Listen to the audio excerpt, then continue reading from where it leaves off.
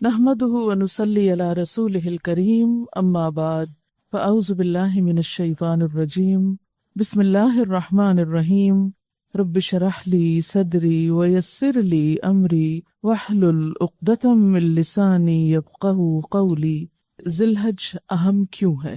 یہ مہینہ ہمارے لیے دوسرے مہینوں کی نسبت بہت اہمیت کیوں رکھتا ہے؟ یہ ہم سب پر اللہ تعالیٰ کا بہت بڑا احسان ہے کہ اس نے ہمیں اسلام جیسی نعمت عطا کی، اچھے برے کا فرق بتایا، نیکی اور بدی کے پیمانے دیے، نیکیاں کمانے کے طرح طرح کے مواقع عطا کیے، اور انہی مواقع میں ایک موقع ذی الحج کا مہینہ بھی ہے۔ اس کے علاوہ آپ جانتے ہیں کہ رمضان المبارک کا مہینہ نیکیوں کا موسم بہار کہلاتا ہے، اور الحمدللہ ہم سب اس مہینے کو بہت اہمیت دیتے ہیں۔ اور یہ بھی آپ جانتے ہیں کہ اس مہینے کی اہمیت اس وجہ سے ہے کہ اس میں روزے جیسی عبادت پائی جاتی ہے، یعنی ہم ایک فرض عبادت کی ادائیگی کرتے ہیں۔ لیکن مشاہدے میں یہ بات آئی ہے کہ حج پہ جانے والوں کے علاوہ عام لوگ ذی الحج کے مہینے کی قدر و قیمت نہیں جانتے اور اس کا حق ادا نہیں کرتے۔ اور ظاہر بات ہے کہ اگر آپ کو کسی چیز کے بارے میں علم ہی نہیں، پتہ ہی نہیں کہ وہ کتنی خیر و برکت والی ہے، اس میں کیا کچھ بھلائیاں ہیں، تو آپ اس کا حق ادا ہی نہیں کر سکتے۔ اس لیے مناسب معلوم ہوتا ہے کہ اس مہینے کو پہچانا بھی جائے، اور اس مہینے میں کیا کچھ کرنا چاہیے، ان اعمال کا بھی تذکرہ کیا جائے، ان کی بھی یاد دہانی کی جائے، تاکہ ہم بہتر سے بہتر فائدہ اٹھا سکیں اس مہینے کی رحمتوں اور برکتوں سے۔ ابو عثمان النہدی کہتے ہیں کہ اسلاف کرام یعنی پہلے دور کے جو نیک لوگ تھے، نیک بزرگ، وہ 3 عشروں کی بڑی قدر کیا کرتے تھے: رمضان کا آخری عشرہ، ذی الحج کا پہلا عشرہ، اور محرم کا پہلا عشرہ۔ رمضان کے آخری عشرے میں تاخراتیں ہوتی ہیں، لیلۃ القدر ہوتی ہے۔ اسی طرح ذی الحج کے مہینے میں خصوصی طور پر پہلا عشرہ بہت اہم ہے کہ اس میں فریضہ حج کی ادائیگی ہوتی ہے، اور محرم کا پہلا عشرہ وہ اس اعتبار سے کہ اسلامی کیلنڈر کا پہلا مہینہ بھی ہے، اور رمضان کے روزے فرض ہونے سے پہلے مسلمان عاشورہ محرم کے روزے رکھا کرتے تھے۔ 10ویں محرم کے روزے کی بھی بہت فضیلت آتی ہے۔ آج ہم ماہ ذی الحج پہ بات کریں گے، اور ماہ ذی الحج میں بھی خاص طور پر پہلا عشرہ، پہلے 10 دن کی فضیلت کے بارے میں۔ ان 10 دنوں کی اہمیت کا اندازہ آپ اس بات سے بھی لگا سکتے ہیں کہ اللہ تعالیٰ نے قرآن پاک میں ان 10 دنوں کی قسم کھائی ہے، اور جس چیز کی قسم اللہ تعالیٰ کھاتے ہیں پھر اس سے اس چیز کی اہمیت کا اندازہ آپ کر سکتے ہیں۔ سورۃ الفجر میں اللہ تعالیٰ فرماتے ہیں والفجر ولیال عشر، قسم ہے فجر کی اور 10 راتوں کی۔ اور ان آیات کی تفسیر اکثر مفسرین کے نزدیک کیا ہے کہ ان 10 راتوں سے مراد، جسے ہم عام طور پر 10 دن بولتے ہیں نا، تو عربی میں رات پہلے آتی ہے تو 10 راتیں بولی جا رہی، مراد اس سے پہلے 10 دن ہی ہے۔ تو اکثر مفسرین نے ان 10 راتوں سے مراد ذی الحج کی ابتدائی 10 راتیں لی ہیں، یعنی پہلا عشرہ ذی الحج لیا ہے۔ اور اگر احادیث کا مطالعہ کیا جائے تو بھی ہم دیکھتے ہیں کہ ان 10 دنوں کی بہت فضیلت ہے۔ حضرت عبداللہ بن عباس رضی اللہ تعالی عنہ کہتے ہیں کہ رسول اللہ صلی اللہ علیہ وسلم نے فرمایا ما من ایام العمل الصالح فیہا احب الی اللہ من هذه الایام یعنی ایام العشر۔ قالوا یا رسول اللہ صلی اللہ علیہ وسلم ولا الجہاد فی سبیل اللہ؟ قال ولا الجہاد فی سبیل اللہ الا رجل خرج بنفسه وماله ثم لم يرجع من ذلك بشيء رواہ البخاری۔ اس حدیث کا ترجمہ کچھ یوں ہے، کوئی دن ایسا نہیں جس میں کیا گیا نیک عمل اللہ تعالیٰ کو ان 10 دنوں کے عمل سے زیادہ پسند ہو۔ کوئی دن ایسا نہیں یعنی سال میں جس میں کیا گیا کوئی نیک عمل ان 10 دنوں میں کیے گئے نیک عمل سے بڑھ کر اللہ تعالیٰ کو پسند ہو۔ گویا ان 10 دنوں میں جو بھی نیکی کا کام آپ کریں گے اس کی ویلیو، اس کی قدر و قیمت کسی بھی دوسرے دن میں کیے ہوئے نیک عمل سے کہیں زیادہ ہوگی۔ اس سے آپ اندازہ لگا سکتے ہیں کہ ان 10 دنوں کی اہمیت پھر کیا ہے اور ان میں نیک کام کرنے کی فضیلت کیا ہے۔ لیکن عموماً ہم جانتے ہی نہیں، اس لیے ہم عام طور پر ان 10 دنوں کو بہت نارمل لیتے ہیں اور ایسے ہی گزار دیتے ہیں جیسے سال کے کوئی اور دن ہو، ان کی طرف توجہ بھی نہیں دیتے۔ اس پر صحابہ کرام نے پوچھا، اور ظاہر ہے کہ انہیں حیرت ہوئی کہ یا رسول اللہ صلی اللہ علیہ وسلم، کیا اللہ کے راستے میں جہاد کرنا بھی اتنا پسندیدہ نہیں ان دنوں میں؟ یعنی اتنا پسندیدہ نہیں؟ تو آپ نے فرمایا ہاں اللہ کے راستے میں جہاد کرنا بھی اتنا پسندیدہ نہیں سوائے اس کے کہ انسان اپنی جان و مال کے ساتھ نکلا اور واپس نہ لوٹا، یعنی شہید ہو گیا۔ تو عام دنوں میں اگر کوئی شخص اپنی جان اور مال دونوں کو اللہ کے راہ میں دے دیتا ہے تو وہ عمل اس سے بڑھ کے ہو سکتا ہے، لیکن اس کے علاوہ ان دنوں میں جو بھی کام کیا جائے گا اجر و ثواب اور قدر و منزلت کے اعتبار سے اللہ کے ہاں بہت بڑا مقام پائے گا۔ ایک اور حدیث میں آتا ہے، ابن حبان کی روایت ہے، حضرت جابر رضی اللہ تعالیٰ عنہ سے، رسول اللہ صلی اللہ علیہ وسلم سے روایت کرتے ہیں کہ آپ نے فرمایا افضل ایام الدنیا ایام العشر یعنی عشر ذی الحجہ قال ولا مثلہن فی سبیل اللہ الا رجل عفر وجہہ فی التراب۔ ترجمہ ہے، دنیا کے سارے ایام کے مقابلے میں 10 ایام 10 دن یعنی عشرہ ذی الحجہ سب سے زیادہ افضل ہیں۔ آپ سے پوچھا گیا کیا جہاد فی سبیل اللہ بھی ان کے برابر نہیں؟ تو آپ نے فرمایا جہاد فی سبیل اللہ بھی ان جیسا نہیں سوائے اس جہاد کے جس میں انسان شہید ہو جائے۔ اب سوال یہ پیدا ہوتا ہے کہ ان 10 دنوں کی اتنی اہمیت کیوں ہے؟ اس کی وجہ کیا ہے؟ کیوں ان کو اتنی فضیلت حاصل ہے؟ تو اگر ان 10 دنوں پر غور کیا جائے تو اس میں کئی اہمیت کی باتیں ہمارے سامنے آتی۔ پہلی بات کہ انہی 10 دنوں میں یوم عرفہ ہے، یعنی 9 ذی الحج، جو حج کا اصل دن ہے۔ حضرت عبداللہ بن عامر کہتے ہیں کہ میں نبی صلی اللہ علیہ وسلم کے پاس تھا کہ کچھ لوگ آئے اور حج کے بارے میں پوچھا تو آپ نے فرمایا الحج عرفہ، حج عرفات میں ٹھہرنے کا نام ہے۔ تو اس وجہ سے یوم عرفہ جو ہے وہ بہت ہی اہمیت کا حامل ہے۔ یوم عرفہ دراصل گناہوں کی مغفرت اور جہنم سے نجات حاصل کرنے کا دن ہے۔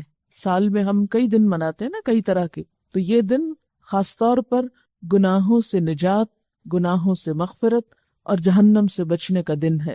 حضرت عائشہ رضی اللہ تعالی عنہا کہتی ہیں کہ رسول اللہ صلی اللہ علیہ وسلم نے فرمایا ما من یوم اکثر من ان یعتق اللہ فیہ عبدا من النار من یوم عرفہ وانہ لیدنو ثم یباہی بہم الملائکۃ فیقول ما اراد ہؤلاء۔ عرفہ کے علاوہ کوئی دن ایسا نہیں جس میں اللہ تعالیٰ کثرت سے بندوں کو آگ سے آزاد کرے، یعنی سال بھر میں سب سے زیادہ جس دن بندوں کی معافی ہوتی ہے وہ دن عرفہ کا ہے۔ اس روز اللہ تعالیٰ اپنے بندوں کے بہت قریب ہوتا ہے، وَإِنَّهُ لَيَدْنُو، وہ قریب آ جاتا ہے اور فرشتوں کے سامنے ان کی وجہ سے فخر کرتا ہے اور فرشتوں سے پوچھتا ہے ذرا بتاؤ تو یہ لوگ مجھ سے کیا چاہتے ہیں۔ خاص طور پر عرفات کے میدان میں جو لوگ جمع ہوتے ہیں اپنے گھر بار، بیوی بچے، بعض اوقات اور کاروبار، تجارت، دنیا کی ہر چیز چھوڑ کر، مال خرچ کر کے، جسمانی مشقت اٹھا کر اس میدان میں جب جمع ہوتے ہیں تو اللہ تعالیٰ ان کے قریب آتے ہیں، فخر کرتے ہیں، دیکھو یہ میرے بندے یہاں جمع ہیں، بتاؤ بھلا کیوں جمع ہیں، کس لیے آئے؟ ذرا وہ تو ایک چٹیل میدان ہے، ایک خالی جگہ ہے، وہاں کوئی دنیا کا کام کاروبار نہیں، کچھ بھی نہیں، صرف بخشش چاہنے آئے ہیں، اللہ تعالیٰ کے بلانے پہ آئے ہیں، لبیک اللہم لبیک، اللہ تو نے بلایا ہم حاضر ہو گئے، کس لیے آئے ہیں کہ تو ہمیں معاف کر دے۔ تو عشرہ ذی الحج کا یہ دن بہت ہی اہمیت کا حامل ہے اس اعتبار سے کہ اس دن گناہوں کی بخشش ہوتی ہے، اور اس کثرت سے ہوتی ہے کہ رسول اللہ صلی اللہ علیہ وسلم نے فرمایا عرفہ کے دن اللہ تعالیٰ فرشتوں کے سامنے فخر کرتا ہے کہ میرے بندوں کو دیکھو، پراگندہ سر، غبار آلود، دور دراز سے میرے پاس آئے ہیں اور میں تم کو گواہ بناتا ہوں کہ ان سب کو میں نے بخش دیا۔ فرشتے کہتے ہیں کہ ان میں فلاں شخص گناہگار ہے، اللہ تعالیٰ فرماتا ہے میں نے ان سب کو معاف کر دیا۔ آپ صلی اللہ علیہ وسلم نے فرمایا عرفہ کے دن اللہ تعالیٰ بہت سے لوگوں کو دوزخ سے آزاد کر دیتا ہے، یعنی ایسے لوگوں کی بخشش ہوتی ہے جن پہ جہنم واجب ہو چکی، ان کو تو لازماً سزا ملنی چاہیے، لیکن جب لوگ خالصتاً اللہ کی رضا کی خاطر اور اپنے گناہ بخشوانے کے لیے، کسی شہرت کے لیے نہیں، کسی غرض کے لیے نہیں، کسی دکھاوے کے لیے نہیں، صرف معافی چاہنے کے لیے اس کے بلانے پر اس میدان میں حاضر ہوتے ہیں اس مخصوص دن اور مخصوص وقت، اور پھر رو دھو کر اللہ تعالیٰ سے معافی چاہتے ہیں تو اللہ تعالیٰ ان کو معاف کر دیتے ہیں اور ان کی گردنیں جہنم سے آزاد کر دیتے ہیں۔ ایک اور حدیث میں آتا ہے آپ صلی اللہ علیہ وسلم نے فرمایا لوگو ان 10 دنوں میں اللہ تعالیٰ تمہاری حاضری کی وجہ سے، یعنی تمہارے وہاں آنے کی وجہ سے تم پر فرشتوں کی جماعت میں فخر کرتا ہے اور فرماتا ہے کہ تمہارے گناہوں کو میں معاف کرتا ہوں مگر حق العباد، نیک لوگوں کی خطاؤں کو معاف کرتا ہوں اور نیکوں کے سوال کو پورا کرتا ہوں. یعنی جو دعائیں مجھ سے مانگتے ہیں گناہوں کی معافی کے علاوہ جو اور ان کی حاجتیں ہیں دعائیں ہیں ان کو بھی پورا کرتا ہوں. اور مزدلفہ میں بھی اللہ تعالیٰ نیکوں کی مغفرت فرماتا ہے اور ان کی سفارش منظور فرماتا ہے. تو اس حدیث سے یہ پتہ چلتا ہے کہ حقوق العباد بہت اہم ہے. وہ گناہ جو ہم اللہ تعالیٰ کے حق میں قصور کر جاتے ہیں یا صغیرہ گناہ جن کو کہتے ہیں وہ تو معاف ہو جاتے ہیں، لیکن حق العباد یا حقوق العباد کے بارے میں پھر بھی جب تک بندے معاف نہ کریں اس وقت تک معافی نہیں ہوتی، الا یہ کہ اللہ تعالیٰ ان بندوں کو کسی اور چیز سے راضی کر دے اور ان بندوں کی بخشش کر دے. یہ پھر ڈیپینڈ کرتا ہے کہ معافی مانگنے والا اپنے گناہوں پہ نادم کتنا ہے، شرمسار کتنا ہے، اور آئندہ کے لیے ان گناہوں سے بچنے کے لیے کیا سوچتا ہے. آپ صلی اللہ علیہ وسلم نے فرمایا، اللہ کے نزدیک عرفہ کے دن کی بڑی فضیلت ہے. اللہ تعالیٰ نے آسمان والوں سے فخر کر کے فرمایا ہے کہ میرے بندوں کو دیکھو، دور دراز سے، پراگندہ سر یعنی الجھے ہوئے بالوں والے، کیونکہ وہ حج کا موقع ایسا ہوتا ہے نا کہ انسان کو اپنی پرواہ نہیں ہوتی یا موقع ہی نہیں ہوتا. گرد آلود سر، گرد آلود یعنی کپڑوں پہ بھی گرد ہے. آج کے زمانے تو پھر گاڑیاں موٹریں ہیں. عام طور پر جو لوگ پیدل چل کے آتے ہیں تو ان کے احرام جو ہیں واقعی مٹی سے آلود ہو چکے ہوتے ہیں. فرمایا کہ دیکھو دور دراز سے پراگندہ سر گرد آلود یہاں آئے ہیں، میری رحمت کی امید کرتے ہیں اور میرے عذاب کو دیکھا نہیں اور اس کے باوجود بھی ڈرتے ہیں. مراد یہ ہے اس نویں تاریخ کو اللہ تعالیٰ بہت سے لوگوں کو دوزخ سے آزاد کر دیتا ہے. پھر آپ دیکھتے ہیں کہ اسی عشرہ ذی الحج میں یوم النحر بھی ہے، قربانی کا دن، اور یہ بھی سال کے دنوں میں بہت اہم دن ہے، کیونکہ رسول اللہ صلی اللہ علیہ وسلم نے فرمایا اعظم الایام عند اللہ یوم النحر و یوم القر.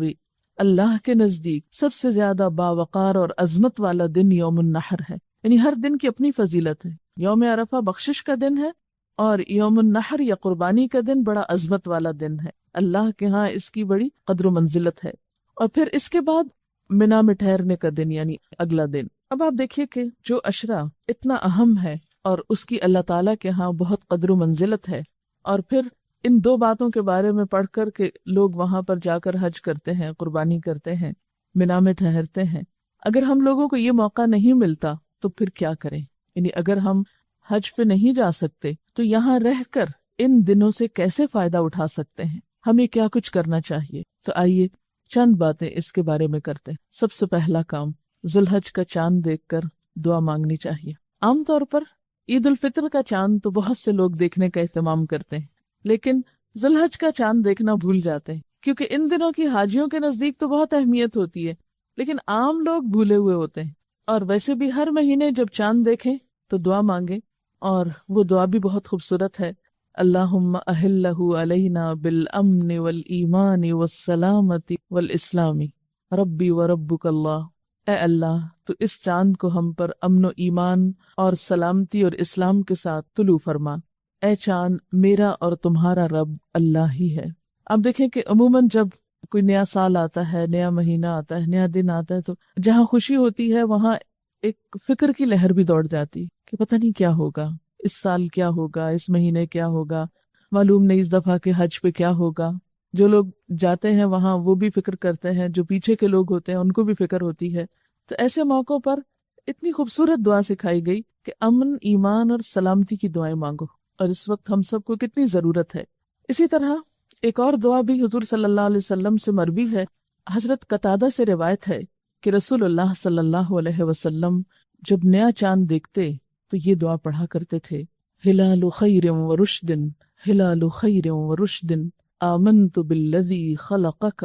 چاند ہدایت اور بھلائی کا ہو، چاند خیر و بھلائی کا ہو. یعنی 2 دفعہ آپ نے یہ دعا مانگی کہ یا اللہ یہ مہینہ خیر و بھلائی کا ہو، ہدایت کا ہو. میں ایمان لایا اس ذات پر جس نے تجھے پیدا کیا. یعنی میں تیری پوجا نہیں کرتا، اس رب کی عبادت کرتا ہوں کہ جو تجھے پیدا کرنے والا ہے. عام طور پر ہم ان دعاؤں کو اہمیت نہیں دیتے. ہم سمجھتے ہیں کہ ہاں بس ٹھیک ہے کہہ دیا اور لکھا ہوا ہے کتابوں میں اور ہونا چاہیے، لیکن جب اپنے عمل کی بات آتی ہے تو بھول جاتے ہیں. تو ایسے میں اگر آپ کو چاند دیکھنے کا اتفاق نہیں بھی ہوا یا نصیب نہیں بھی ہوا تو آپ کیا کیجئے کہ جو اسلامی کیلنڈر کے ابتدا کی ڈیٹ ہے اگر آپ نے کہیں لکھ کے رکھی ہے تو اس پر اس دعا کو چھوٹا چھوٹا کر کے لکھ لیا کیجئے، اور ہر مہینے کے آغاز میں پڑھ لیا کریں. تو انشاءاللہ تعالی خیر و بھلائی ہوگی جس کے ہم سب بہت محتاج ہیں۔ پھر اسی طرح ایک اور دعا آتی ہے، ابو داؤد کی روایت ہے، الحمدللہ الذی ذہب بشہر کذا وجاء بشہر کذا، سب تعریف اس اللہ کے لیے ہے جو اس مہینے کو لے گیا، یعنی پچھلا مہینہ ذوالقعدہ کا چلا گیا اور دوسرا مہینہ آ گیا، یعنی دن اور رات کا پھیر اللہ کے ہاتھ میں ہے، مہینوں کا پھیر، وقت، سب کچھ اس کے ہاتھ میں ہے، اس لیے اسی کے لیے تعریف ہے اور اسی کے لیے شکر ہے۔ جب چاند دیکھ کر دعا مانگ چکے تو پھر اس کے بعد کیا کریں؟ کچھ اور کام ہے۔ اگر اللہ تعالی حج کی توفیق دے تو حج کا ارادہ کرنا چاہیے، نیت کرنی چاہیے۔ یہ مہینہ ہمیں ایک فریضے کی یاد دہانی کراتا ہے۔ اگر ہم پر حج فرض ہو، جو شخص سفر حج اور سواری کے اخراجات کا متحمل ہو اس پہ حج فرض ہوتا ہے، یعنی سفر کا خرچہ ہو اور وہاں رہنے کا خرچہ جس کے پاس موجود ہو۔ قرآن پاک میں اللہ تعالیٰ فرماتے ہیں وَلِلَّهِ عَلَى النَّاسِ حِجُّ الْبَيْتِ مَنِ اسْتَطَاعَ إِلَيْهِ سَبِيلًا وَمَنْ كَفَرَ فَإِنَّ اللَّهَ غَنِيٌّ عَنِ الْعَالَمِينَ۔ لوگوں پر اللہ کا یہ حق ہے، یعنی اللہ کا حق ہے کہ جو اس کے گھر تک پہنچنے کی استطاعت رکھتا ہو، یعنی جو کوئی وہاں جا سکتا ہو وہ اس کا حج کرے، اور جو کوئی اس حکم کی پیروی سے انکار کرے، یعنی استطاعت کے باوجود جانے کا سوچتا ہی نہیں اور جائے ہی نہیں، تو اسے معلوم ہونا چاہیے کہ اللہ تمام دنیا والوں سے بے نیاز ہے۔ اسے پرواہ نہیں ہے ایسے لوگوں کی کہ جن کو اللہ نے مال دیا ہے، وسعت دی ہے، حیثیت دی ہے، استطاعت ہے، اور پھر بھی وہ اس کے گھر آنے کے لیے نہیں سوچتے، اس کی طرف رجوع نہیں کرتے۔ اسی لیے آپ صلی اللہ علیہ وسلم نے فرمایا اگر کسی شخص کو واقعی محتاجی نہیں ہے اور کسی ظالم اقتدار کی طرف سے رکاوٹ بھی نہیں ہے، پھر بھی اس نے حج نہیں کیا، تو چاہے وہ یہودی ہو کر مرے یا نصرانی ہو کر۔ حضرت عبداللہ بن عباس کہتے ہیں کہ رسول اللہ صلی اللہ علیہ وسلم نے فرمایا اے لوگو، تم پہ حج فرض ہو چکا ہے، اس کی ادائیگی میں جلدی کرو، یعنی جن لوگوں پہ حج فرض ہو چکا ہے ان کو فرمایا، اس لیے کہ تم میں سے کوئی نہیں جانتا کہ کب کیا رکاوٹ پیش آ جائے، کیونکہ بعض اوقات ہمارا ارادہ ہوتا ہے، نیت ہوتی ہے، تیاری ہوتی ہے، کچھ پتہ نہیں کہ آئندہ سال حالات کیا ہوں، صحت کیسی ہو، دنیا کے حالات کیا ہوں۔ اس لیے جس کو جب موقع ملے اپنی طرف سے فریضہ ادا کرنے کی پوری کوشش کرے۔ اور اس سلسلے میں خواتین کے لیے خاص طور پر آپ صلی اللہ علیہ وسلم نے کیا فرمایا کہ بوڑھوں، کمزوروں اور عورتوں کے لیے حج اور عمرہ کرنا ثواب میں جہاد کے برابر ہے۔ یہ تو تھا اس عشرے کا اہم ترین کام۔ دوسرا کام ہے روزہ رکھنا۔ روزہ رکھنا اللہ کے نزدیک افضل اور محبوب عمل ہے۔ حضرت ابو سعید خدری سے روایت ہے کہ رسول اللہ صلی اللہ علیہ وسلم نے فرمایا جو شخص اللہ کی راہ میں ایک روزہ رکھتا ہے، اللہ تعالیٰ اس کے بدلے میں اس کے اور جہنم کے درمیان 70 سال کا فاصلہ پیدا فرما دیتے۔ یعنی روزہ جو ہے ایک ایسی پسندیدہ عبادت ہے جو انسان کو دوزخ کی آگ سے دور کرتی ہے۔ رمضان کے روزے تو فرض ہیں، ان دنوں کے روزے فرض تو نہیں ہیں لیکن بہت اجر و ثواب کے حامل ہیں۔ ابھی پیچھے آپ نے حدیث پڑھی نا کہ ان دنوں میں کوئی بھی جو نیک عمل کیا جاتا ہے وہ عام دنوں کی نسبت بہت زیادہ ثواب کا حامل ہوتا ہے۔ تو مثلا اس عشرے میں روزہ رکھیں گے تو اس کا اجر و ثواب جو ہے وہ کہیں زیادہ ہوگا پچھلے مہینے کے روزے رکھنے، یا مثلا اس سے آگے ایک رمضان کے روزوں کا بہت ثواب ہے، پھر اسی طرح عاشورہ محرم کے روزے کا اور ذی الحج کے ان پہلے دنوں کے روزے کا، اور خاص طور پر 9 تاریخ کا روزہ، 9 ذی الحج کا روزہ، جو حاجیوں کے لیے تو نہیں ہے لیکن ہم جیسے لوگ جو پیچھے ہوں وہ اہل حج کے ساتھ اس دن روزے جیسی عبادت کے ذریعے ان کے ساتھ شریک ہو سکتے ہیں۔ اس کے بارے میں آپ صلی اللہ علیہ وسلم نے فرمایا صوم یوم عرفہ احتسب علی اللہ ان یکفر السنۃ التي قبلہ والتي بعدہ۔ صحیح مسلم کی روایت ہے، یوم عرفہ کے روزے کے متعلق مجھے اللہ تعالیٰ سے امید ہے کہ وہ 1 سال پہلے اور 1 سال بعد کے گناہوں کے لیے کفارہ بن جائے گا۔ یعنی اگر آپ اس دن کا روزہ رکھتے ہیں تو اللہ تعالیٰ سے اس امید کے ساتھ کہ پچھلے سال کے بھی گناہ معاف ہو جائیں اور آئندہ کے بھی، یعنی جو کیے ہیں اور جو نہیں کیے۔ ایک اور روایت میں آتا ہے کہ عشرہ ذی الحج میں عبادت اللہ تعالیٰ کو بہت پسند ہے، ان دنوں میں ایک روزہ رکھنے کا ثواب سال بھر کے روزوں کے ثواب کے برابر ہوتا ہے۔ ترمذی کی اس روایت میں کیا آتا ہے کہ اگر آپ ان دنوں میں روزہ رکھتے ہیں، مثلا یہ پہلے 9 دن، ایک ایک روزے کا ثواب کتنا ہے جیسے آپ نے سال بھر روزہ رکھا۔ اور اگر آپ کے مثلا قضا روزے رہتے ہیں تو آپ کو کبھی بھی رکھنے ہیں، اگر ان دنوں میں رکھ لیں تو اس میں کیا ہوگا، قضا بھی ہو جائے گی اور ان دنوں میں روزہ رکھنے کا ثواب بھی ہو جائے گا۔ لیکن 9 تاریخ کا روزہ جو ہے وہ خالصتاً اسی نیت سے رکھیے، اس کو قضا میں نہ رکھیے۔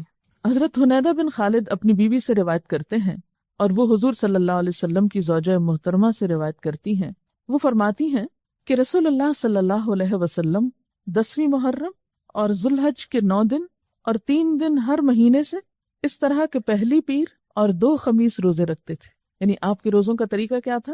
10ویں محرم کا روزہ رکھتے، ذوالحج کے یہ 9 دن روزے رکھتے اور ہر مہینے کے 3 دن، اور وہ کس طرح؟ ایک تو وہ آتا نا ایام 20 کے روزے، اور ایک دوسرا بھی آتا ہے کہ پہلے منڈے کو، ضروری نہیں کہ وہ پہلی تاریخ کو ہی ہو، وہ 2، 3، 4، 5 کو بھی ہو سکتی۔ تو آپ صلی اللہ علیہ وسلم ہر مہینے میں پہلی پیر، پھر خمیس اور اس کے بعد والی خمیس کے روزے نہیں چھوڑتے تھے۔ خمیس کہتے ہیں تھرسڈے کو، جمعرات، ہر ماہ کی پہلی پیر، پھر جمعرات اور اس کے بعد والی جمعرات، یعنی اس طریقے پر آپ روزے رکھا کرتے تھے۔ اب آپ یہاں پر روایت کو بھی دیکھیے کہ شوہر بیوی سے روایت کر رہے ہیں، اور بیوی کہاں سے کر رہی ہیں؟ آپ صلی اللہ علیہ وسلم کی زوجہ محترمہ سے۔ اس سے کیا پتہ چلتا ہے کہ اسلام میں علم مرد اور عورت دونوں کے لیے، اور علم کی خدمت دونوں نے کی ہے۔ حضرت عائشہ رضی اللہ تعالیٰ عنہا سے روایت ہے جس میں ان سے ان روزوں کے متعلق سوال ہوا کہ کیا آپ یہ روزے رکھتے تھے؟ تو انہوں نے جواب دیا ہاں۔ حضرت عبداللہ بن عمر بھی، جن سے بہت سی احادیث مروی ہیں، ان کا عمل بھی ثابت ہے کہ وہ اس عشرے کے روزے رکھا کرتے تھے۔ یہ لفظ عشرہ سہولت کے لیے بولا جا رہا ہے، ورنہ جملہ بہت لمبا ہو جاتا ہے۔ عشرہ سے اگرچہ مراد 10 دن ہوتے ہیں، لیکن عید کے دن کا روزہ نہیں ہوتا، تو اس وقت جب بھی میں عشرہ بول رہی ہوں ذوالحج کا، تو اس سے مراد کیا ہے؟ پہلے 9 دن۔ اب آپ دیکھیے کہ اس سے بھی ذوالحج کے پہلے عشرے کی اہمیت اور فضیلت پتہ چلتی ہے کہ کیوں اتنا اہم ہے یہ عشرہ۔ اسی میں حج ہے، اسی میں روزے کا اتنا ثواب بتایا گیا، اور کچھ اور اعمال بھی۔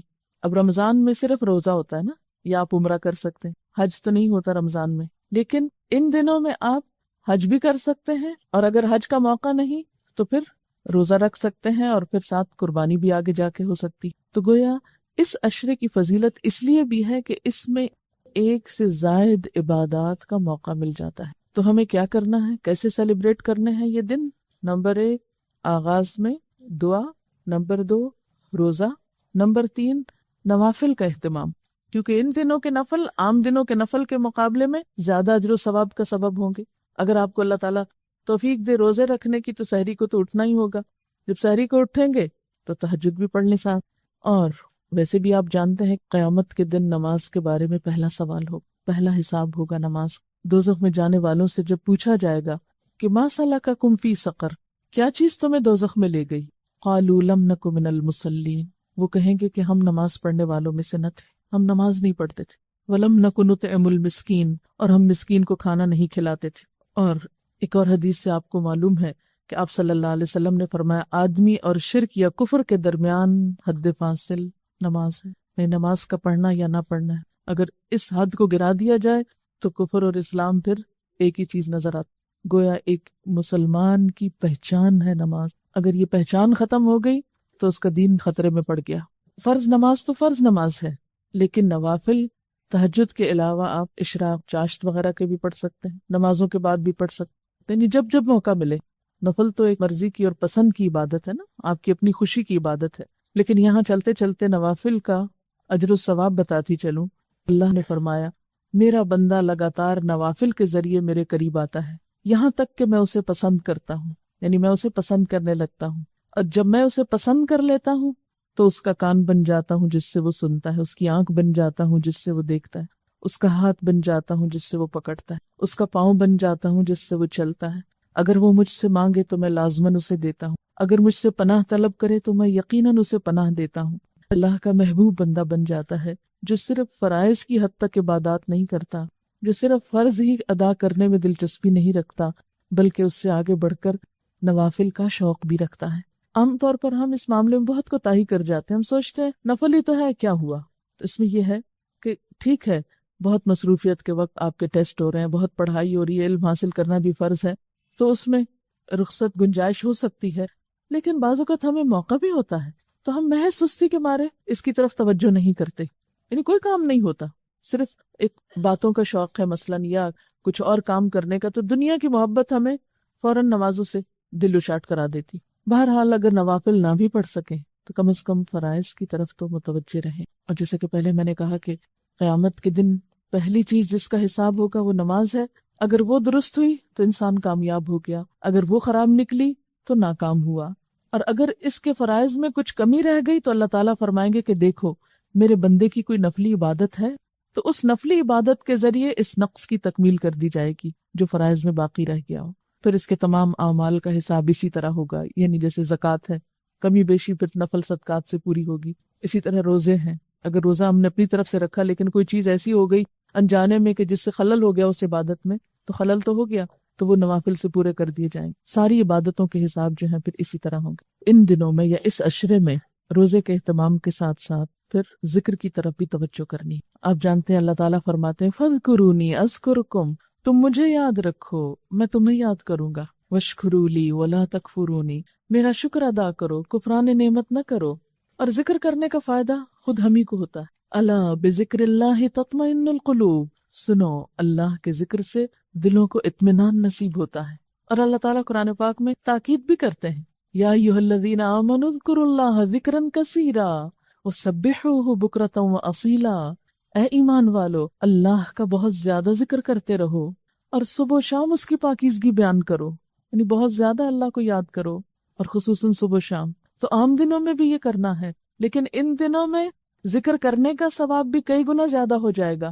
یاد رکھیے جتنی بھی چیزوں کی آپ کو یاد دہانی کرائی جا رہی ہے، یہ کس لیے ہے کہ ان عبادتوں کا اہتمام ہم میں سے کچھ لوگ پہلے سے کرتے ہیں، لیکن ہوتا کیا ہے جیسے رمضان آیا، ہم نے بہت سی عادتیں ڈالی، پھر آہستہ آہستہ آہستہ اپنی اصل روٹین پہ آ جاتے ہیں، پھر کوتاہی ہوتے ہوتے پھر وہیں جا کھڑے ہوتے ہیں گویا ہم نے کچھ نہ سیکھا تھا رمضان میں۔ لیکن جب ہم اللہ کی رحمت سے اس مہینے کو پہنچتے ہیں تو پھر نیکی کے ان کاموں کی یاد دہانی دوبارہ کرا دی جاتی ہے، اور پھر ہم اللہ تعالیٰ کے قریب ہونے لگتے ہیں۔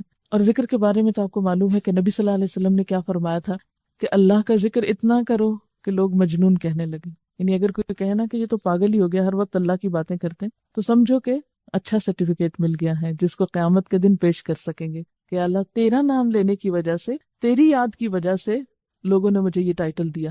عموماً ہم اس ٹائٹل سے بھاگتے ہیں کہ لوگ ہمیں معلوم نہیں کیا کہیں گے، کیونکہ ذکر سے مراد صرف مخصوص تسبیحات ہی نہیں ہے بلکہ اللہ تعالیٰ کا نام لینا کسی بھی طریقے سے۔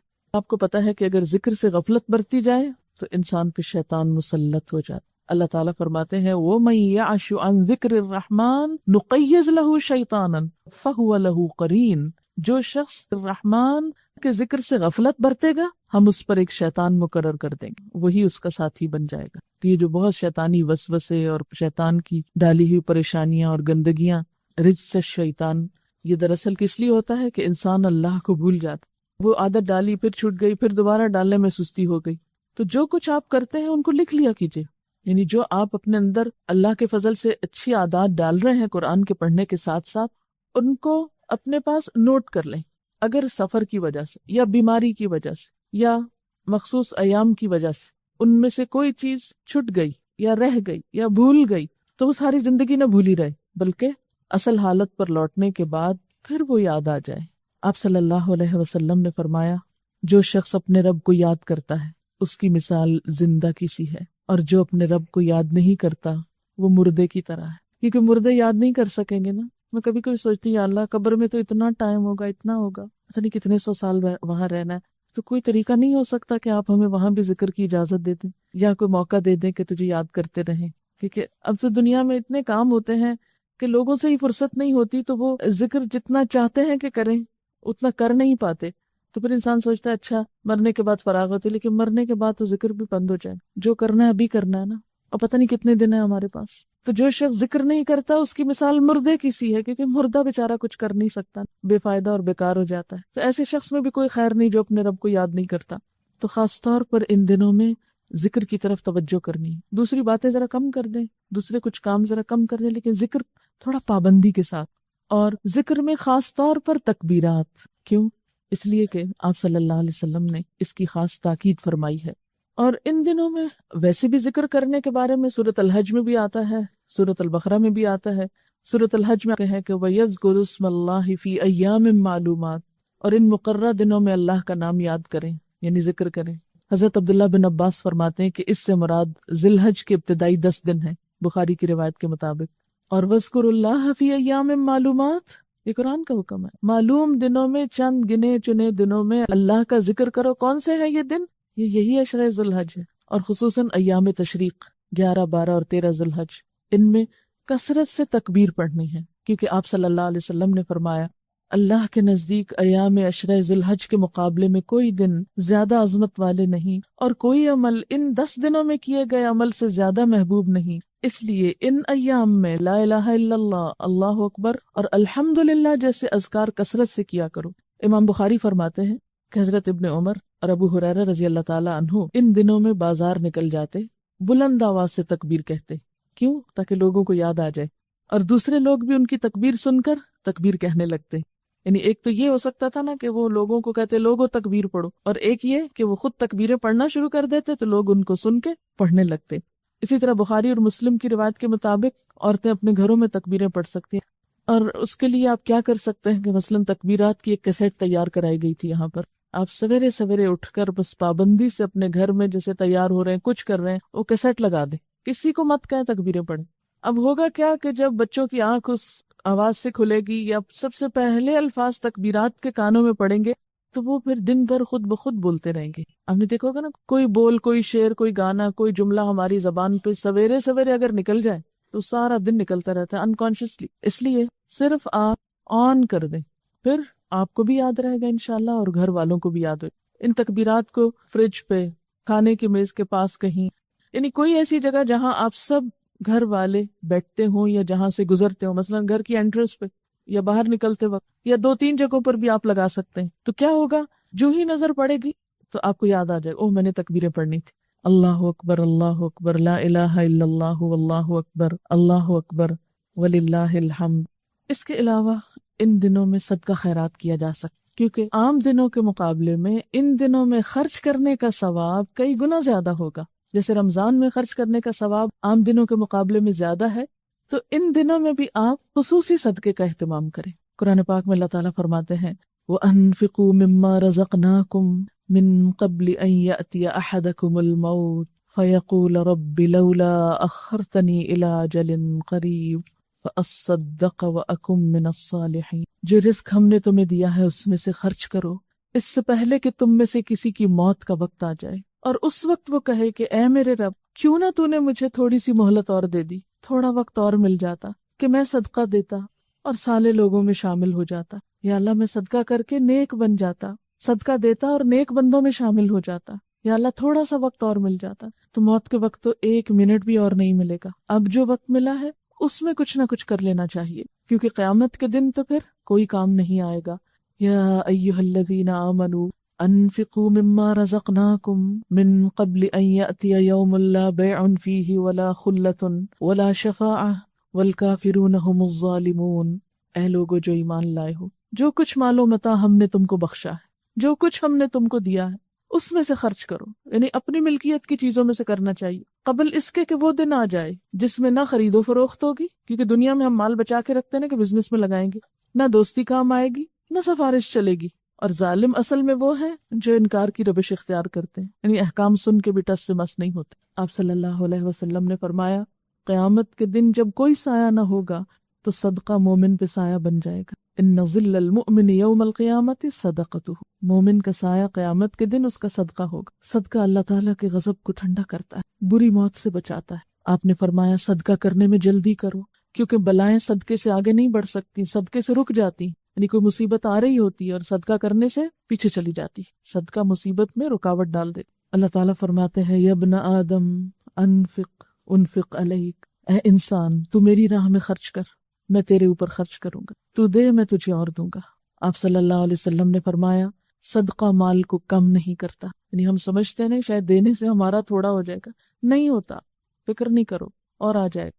اور پھر آدمی کا اپنی زندگی میں 1 درہم خرچ کرنا موت کے وقت 100 درہم خرچ کرنے سے زیادہ بہتر ہے۔ یعنی جب انسان ایسی بیماری میں مبتلا ہو جائے کہ اس کو پتا چلے کہ اب تو میں بچ ہی نہیں سکتا، اب تو موت آئی کہ آئی، اب جو کچھ وہ خرچ کرے گا، وہ اگر 100 بھی خرچ کر رہا ہے تو صحت میں، اچھی حالت میں، اگر اس کے مقابلے میں 1 بھی خرچ کیا تھا تو اس کا اجر و ثواب زیادہ ہے۔ لیکن عام طور پر ہم صحت کے وقت، خوشحالی کے وقت، اچھے دنوں میں کب یاد کرتے ہیں اللہ؟ اور صدقہ نہ کرنا، بخل کرنا اپنے آپ کو ہی نقصان دیتا ہے۔ وَمَن يَبْخَلْ فَإِنَّمَا يَبْخُلُ عَن نَفْسِهِ، جو بخل کرے گا وہ دراصل اپنے آپ سے ہی کرے گا۔ سورۃ محمد میں آتا ہے نا کہ ہاں انتم ہؤلاء، یہ تم وہ لوگ ہو تدعون لتنفقوا فی سبیل اللہ، تمہیں بلایا جاتا ہے کہ اللہ کے راستے میں خرچ کرو. فمنکم من یبخل، تو تم میں سے بعض لوگ بخل کرتے ہیں، کچھ نہیں دیتے. ومن یبخل فانما یبخل عن نفسہ، تو جس نے بخل کیا وہ دراصل اپنی ہی ذات کے لیے بخل کرتا ہے، اپنے آپ سے ہی بخل کرتا ہے، اپنا ہی نقصان. فاما من بخل واستغنى وكذب بالحسنى فسنيسره للعسرى وما يغني عنه ماله اذا تردى، جس نے بخل کیا اور اللہ تعالیٰ سے بے نیازی برتی اور بھلائی کو جھٹلایا، اس کو ہم سخت راستے کی سہولت دیں گے، یعنی اس کے لیے مشکلات پیدا کریں گے. اس کا مال آخر اس کے کس کام آئے گا جب وہ خود ہلاک ہو گیا؟ انسان فوت ہو جائے تو مال و دولت جو پیچھے ہے وہ نجات تو نہیں دے سکتا، وہ تو اب وارثوں کا ہو گیا. وہ جہاں چاہیں خرچ کرے، چاہے تو اچھی جگہ پہ کرے اور چاہے تو غلط جگہ پہ خرچ کرے. کمایا آپ نے تھا، محنت آپ نے کی، مالک آپ تھے، لیکن جب آپ چلے گئے دنیا سے تو اوروں کا ہو گیا اور انہوں نے اس کے ساتھ جو جی چاہا کیا. مال مفت دل بے رحم، کیونکہ جو مال انسان خود کماتا ہے اس کی پھر قدر ہوتی، اور جو وراثت میں مفت میں مل جاتا ہے عموماً اس کی قدردانی نہیں ہوتی. اور یہ بھی یاد رکھیے کہ اللہ کی راہ میں دینے والوں کے لیے فرشتے بھی دعائیں کرتے ہیں. بخاری کی روایت ہے، ہر روز صبح 2 فرشتے اترتے ہیں. ایک یہ دعا کرتا ہے، یا اللہ سخی اور خرچ کرنے والے کو مال میں زیادتی اور برکت دے. دوسرا کہتا ہے، نہ دینے والے بخیل اور کنجوس کے مال میں کمی کر دے اور اس کو برباد کر دے. تو ان دنوں میں خصوصی صدقات کرنے ہیں آپ انشاءاللہ. سب سے پہلی چیز، اگر آپ نے ابھی تک زکوٰۃ نہیں دی تو فوراً اس کا حساب کیجیے. یعنی زکوٰۃ اگر ڈیو ہے، کیونکہ بعض اوقات ہم رمضان میں دے دیتے ہیں یا آدھی اس وقت دے دیتے ہیں، پھر سوچتے ہیں اچھا بعد میں کچھ دے دیں گے، تو تاخیر نہ کیجیے، اس کو ادا کیجیے. پھر اسی طرح صدقے کی مختلف اقسام کی طرف توجہ کیجیے. فرض صدقے کی ادائیگی کے بعد، کیونکہ اگر فرض ادا نہیں ہوا تو نفل کا اتنا فائدہ نہیں ہوگا، نفل سے فرض پورا کیا جائے گا اور کئی نفل ملا کے ایک فرض بنتا ہے. اس لیے پہلے فرض ادا کریں. کوئی کسی کا قرضہ لوٹانا ہے اور وسعت ہو گئی اور صرف جان بوجھ کے ٹال مٹول کر لوٹائیے اس کو. کوئی نظر مانی ہوئی پورا کیجیے اس کو. کوئی کفارہ دینے والا رہتا ادا کیجیے اس کو. پھر اسی طرح کوئی امانت لوٹانے والی ہے وہ لوٹائیں. پھر رشتہ داروں، غریبوں، مسکینوں کی طرف توجہ کریں.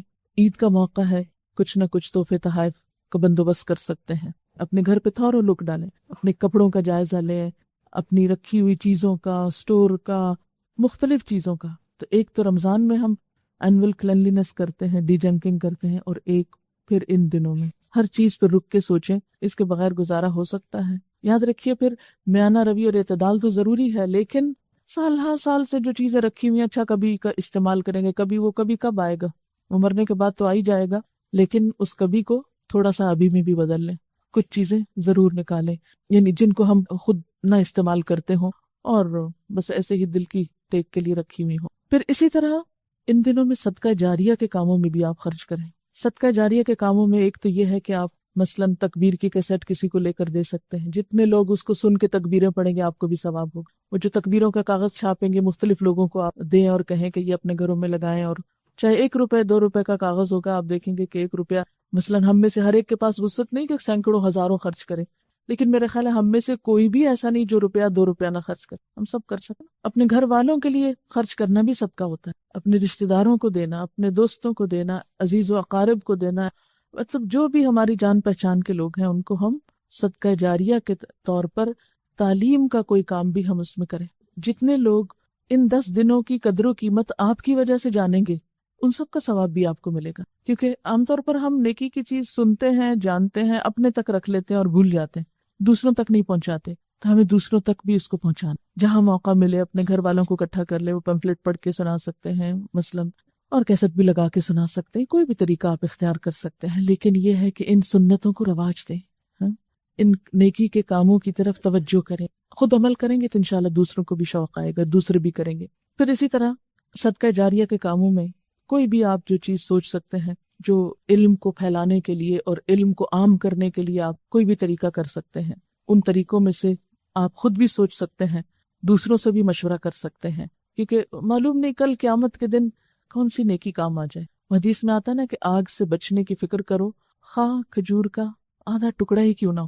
اگر ہمارے پاس بہت بڑی رقمیں نہیں ہیں، یعنی ہر شخص کا اپنا اپنا حساب ہے نا، ایک شخص کے پاس 1 کھجور ہے بس اور کچھ نہیں، آدھی اس نے خود کھانی، آدھی وہ دے رہا ہے، تو اس کی معلوم نہیں کتنی قبولیت ہو. کتنی برکت ہو اس مال میں اللہ کی طرف سے. اور ایک شخص جو ہے اس کے پاس ہزاروں ہیں اور بند پڑے اور پڑے اور پڑے ہیں، اور کوئی اس کو پرواہ نہیں کہ مجھے اپنی آخرت کے لیے کچھ کرنا ہے. تو وقت تو گزر ہی جائے گا. بعض اوقات ایسا ہوتا ہے نا کہ ہم اپنے فوت شدہ لوگوں کو بہت یاد کرتے رہتے ہیں، روتے رہتے ہیں ان کی یاد میں، لیکن ہم ان کے لیے کرتے کراتے کچھ نہیں. تو ہمارا رونا، ہمارے آنسو ان کو کیا فائدہ دے گا؟ وہ تو ہم اپنی خاطر بہا رہے ہیں، اپنا دل ہلکا کر رہے ہیں، تو اپنی خاطر ہے، ان کے لیے تو نہیں ہے. تو ان کے لیے کیا ہو سکتا ہے؟ صدقہ جاریہ یا ایصال ثواب کے کاموں میں اہم ترین کام کیا ہے کہ ان کی طرف سے ہم کوئی ایسا صدقہ کریں کہ جس سے ان کو ثواب پہنچے اور مستقل پہنچتا رہے. قرآن پاک کی آیت سورۃ الدہر کی جو ہے، ان الابرار یشربون من کأس کان مزاجها کافورا عینا یشرب بها عباد اللہ یفجرونها تفجیرا یوفون بالنذر ویخافون یوما کان شرہ مستطیرا وَيُطْعِمُونَ الطَّعَامَ عَلَى حُبِّهِ مِسْكِينًا وَيَتِيمًا وَأَسِيرًا إِنَّمَا نُطْعِمُكُمْ لِوَجْهِ اللَّهِ لَا نُرِيدُ مِنكُمْ جَزَاءً وَلَا شُكُورًا. نیک لوگ جنت میں شراب کے ایسے ساغر پیئیں گے جن میں آب کافور کی آمیزش ہوگی. یہ ایک بہتا چشمہ ہوگا جس کے پانی کے ساتھ اللہ کے بندے شراب پیئیں گے اور جہاں چاہیں گے بسہولت اس کی شاخیں نکال لیں گے. یعنی اللہ جنت کے یہ چشمے کن لوگوں کو دے گا؟ یہ وہ لوگ ہوں گے جو نظر پوری کرتے ہیں. یعنی جب کوئی اللہ کی راہ میں کام کرنے کا عہد کر لیتے ہیں تو پھر اس کو پورا بھی کرتے ہیں. یہ نہیں کہ جب نیکی کے محفل میں ہوئے تو سوچ لیا اچھا میں اللہ کے راستے میں یہ دوں گی، اور جب باہر نکلے تو سب بھول بھلا گئے. جو نظر پوری کرتے ہیں اور اس دن سے ڈرتے ہیں جس کی آفت ہر طرف پھیلی ہوئی ہوگی. قیامت کے دن کی آفت ہر طرف پھیل جائے گی، ہر چیز کو اپنی لپیٹ میں لے لے گی، کوئی نہیں بچے گا. اور اللہ کی محبت میں یتیم اور مسکین اور قیدی کو کھانا کھلاتے ہیں اور ان سے کہتے ہیں کہ ہم تمہیں صرف اللہ کی خاطر کھلا رہے ہیں، ہم تم سے نہ کوئی بدلہ چاہتے ہیں نہ شکریہ چاہتے ہیں. یعنی دے کر وہ کسی شکریہ اور اپریسیشن کے بھی انتظار میں نہیں ہوتے. کیونکہ بعض اوقات ایسا ہوتا ہے نا کہ ہم وہاں تو دیتے ہیں جو ہماری تعریف کے پل باندھے، جو ہمارے نام کا اعلان کرے، کسی لسٹ میں ہمارا نام آ جائے یا کسی تختی پہ ہمارا نام لکھا جائے. ایسی جگہوں پہ تو خوب دل کھول کے بعض اوقات لوگ دیتے ہیں، لیکن افسوس کہ کتنے تھوڑے صلے کے لیے صرف نام لگانے کا. مثلا اگر کسی پلیٹ میں میرا نام لکھا ہوا بھی اور 10 لوگ وہاں سے گزر کے پڑے، ان کو کیا پتا میں کون ہوں؟ میرا تو اجر بھی گیا اور حاصل بھی کچھ نہ ہوا، اور اس پلیٹ پہ گرد پڑ رہی ہے. اور تھوڑے عرصے کے بعد کیا ہوگا؟ کوئی اور آئے گا، ہمارے جانے کے بعد پلیٹ بھی اتر جائے گی اور سب کچھ یہیں رہ گیا. یا اگر ہمیں کسی نے کوئی تعریف کا ایک خط لکھ دیا کہ آپ کا بہت شکریہ، آپ نے بہت اچھا کام کیا، تو وہ ردی میں پڑا رہ جائے گا خط بھی. اس کو فریم کرا کے دروازے کے باہر تھوڑی لٹکانا ہوگا ہم نے. کتنے دن اس تعریف کی ہمیں گرمی پہنچے گی؟ کیا حاصل ہوگا؟ اس تعریف سے کتنا پیٹ بھر جائے گا ہمارا؟ کچھ بھی نہیں. لیکن افسوس یہ کہ ہمارا نفس ہمیں اللہ کی خاطر خلوص اور اخلاص سے کام کرنے نہیں دیتا. ایسے کاموں میں تو ہمارا شوق بڑھاتا ہے جہاں ہمارا نام ہو، اور جہاں نام نہ ہو وہاں ہم کام کے لیے بھی نظر نہیں آتے. امام ابن حجر اسقلانی کہتے ہیں عشرہ ذوالحج کی امتیازی فضیلت کا ایک سبب یہ معلوم ہوتا ہے کہ ساری اہم ترین باتیں اس عشرے میں جمع ہیں: نماز، روزہ، صدقہ، حج وغیرہ. اور اس کے علاوہ دیگر موقعوں پر یہ ساری باتیں اکٹھی نہیں ہوتی. اب صدقے میں سب سے اہم کام جو ہے وہ قربانی ہے. یعنی باقی صدقات بھی آپ کریں گے لیکن قربانی بھی کریں گے. قربانی جو ہے اس عشرے کی اہم ترین عبادت ہے، یعنی صدقہ خیرات کی ایک بہترین قسم ہے. لیکن قربانی ہے کیا چیز؟ قربانی کا لفظ جو ہے یہ قرب سے نکلا ہے. قرب کا کیا مطلب ہوتا ہے؟ کسی کے قریب جانا، قریب ہونے کی کوشش کرنا. مکان، زمان، یعنی ہر طرح سے قریب ہونے کے لیے آتا ہے. یعنی جگہ میں قریب ہونا، پھر وقت میں قریب ہونا، یا نسبت یعنی رشتہ داری اور تعلق میں قریب ہونا، اسی طرح مرتبے میں، ان سب چیزوں کے لیے لفظ استعمال ہوتا. تو قربان ہر وہ چیز جس کے ذریعے اللہ کی قرب جوئی کی جائے، یعنی قرب تلاش کی. قربان یعنی لفظ قرب سے نکلا ہے. پھر قربان کس کو کہتے ہیں؟ ہم کہتے ہیں نا قربان جاؤں، ہم تو اس کو فعل کے طور پر استعمال کرتے ہیں. لیکن قربان ہر وہ چیز جس کے ذریعے اللہ کا قرب حاصل کیا جائے، اللہ کا تقرب حاصل کیا جائے. اور اصطلاح میں قربانی سے مراد کیا ہے؟ یوم النحر اور ایام تشریق میں اللہ تعالیٰ کی رضامندی اور خوشنودی اور قرب حاصل کرنے کے لیے اونٹ، گائے، بکری، بھیڑ یا دمبا ذبح کرنا. یعنی یہاں خاص طور پر جانور کی قربانی مراد ہے. سوال یہ پیدا ہوتا ہے کہ قربانی کی ابتدا کب سے ہوئی؟ یعنی یہ کام کب سے لازم ہوا؟ قرآن پاک میں اللہ تعالیٰ فرماتے ہیں سورۃ الحج میں، لِكُلِّ أُمَّةٍ جَعَلْنَا مَنْسَكًا هُمْ نَاسِكُوهُ. ہر امت کے لیے ہم نے قربانی کا ایک طریقہ مقرر کیا جس کی وہ پیروی کرتی. گویا قربانی کا یہ حکم ہر امت کے لیے رہا ہے. اس کا آغاز حضرت آدم علیہ السلام کے زمانے میں ہوا. قرآن پاک میں اللہ تعالیٰ حضرت آدم علیہ السلام کے 2 بیٹوں کا قصہ بیان کرتے ہیں. وَاتْلُ عَلَيْهِمْ نَبَأَ ابْنَيْ آدَمَ بِالْحَقِّ إِذْ قَرَّبَا قُرْبَانًا فَتُقُبِّلَ مِنْ أَحَدِهِمَا وَلَمْ يُتَقَبَّلْ مِنَ الْآخَرِ. اور انہیں ذرا آدم علیہ السلام کے 2 بیٹوں کا قصہ بے کم و کاس سنا دیجیے. جب ان دونوں نے قربانی کی تو ان میں سے ایک کی قربانی قبول کی گئی اور دوسرے کی نہ کی گئی. جس سے کیا پتہ چلتا ہے کہ حضرت آدم علیہ السلام کے بیٹوں نے بھی قربانی کی. یعنی قربانی آج سے نہیں، قربانی تو آدم علیہ السلام کے زمانے سے ہے، یعنی اس کا تصور اس وقت سے موجود ہے. پھر اسی طرح حضور صلی اللہ علیہ وسلم کو بھی قربانی کا حکم ہے. فَصَلِّ لِرَبِّكَ وَانْحَرْ، اپنے رب کے لیے نماز پڑھیے اور قربانی کیجیے.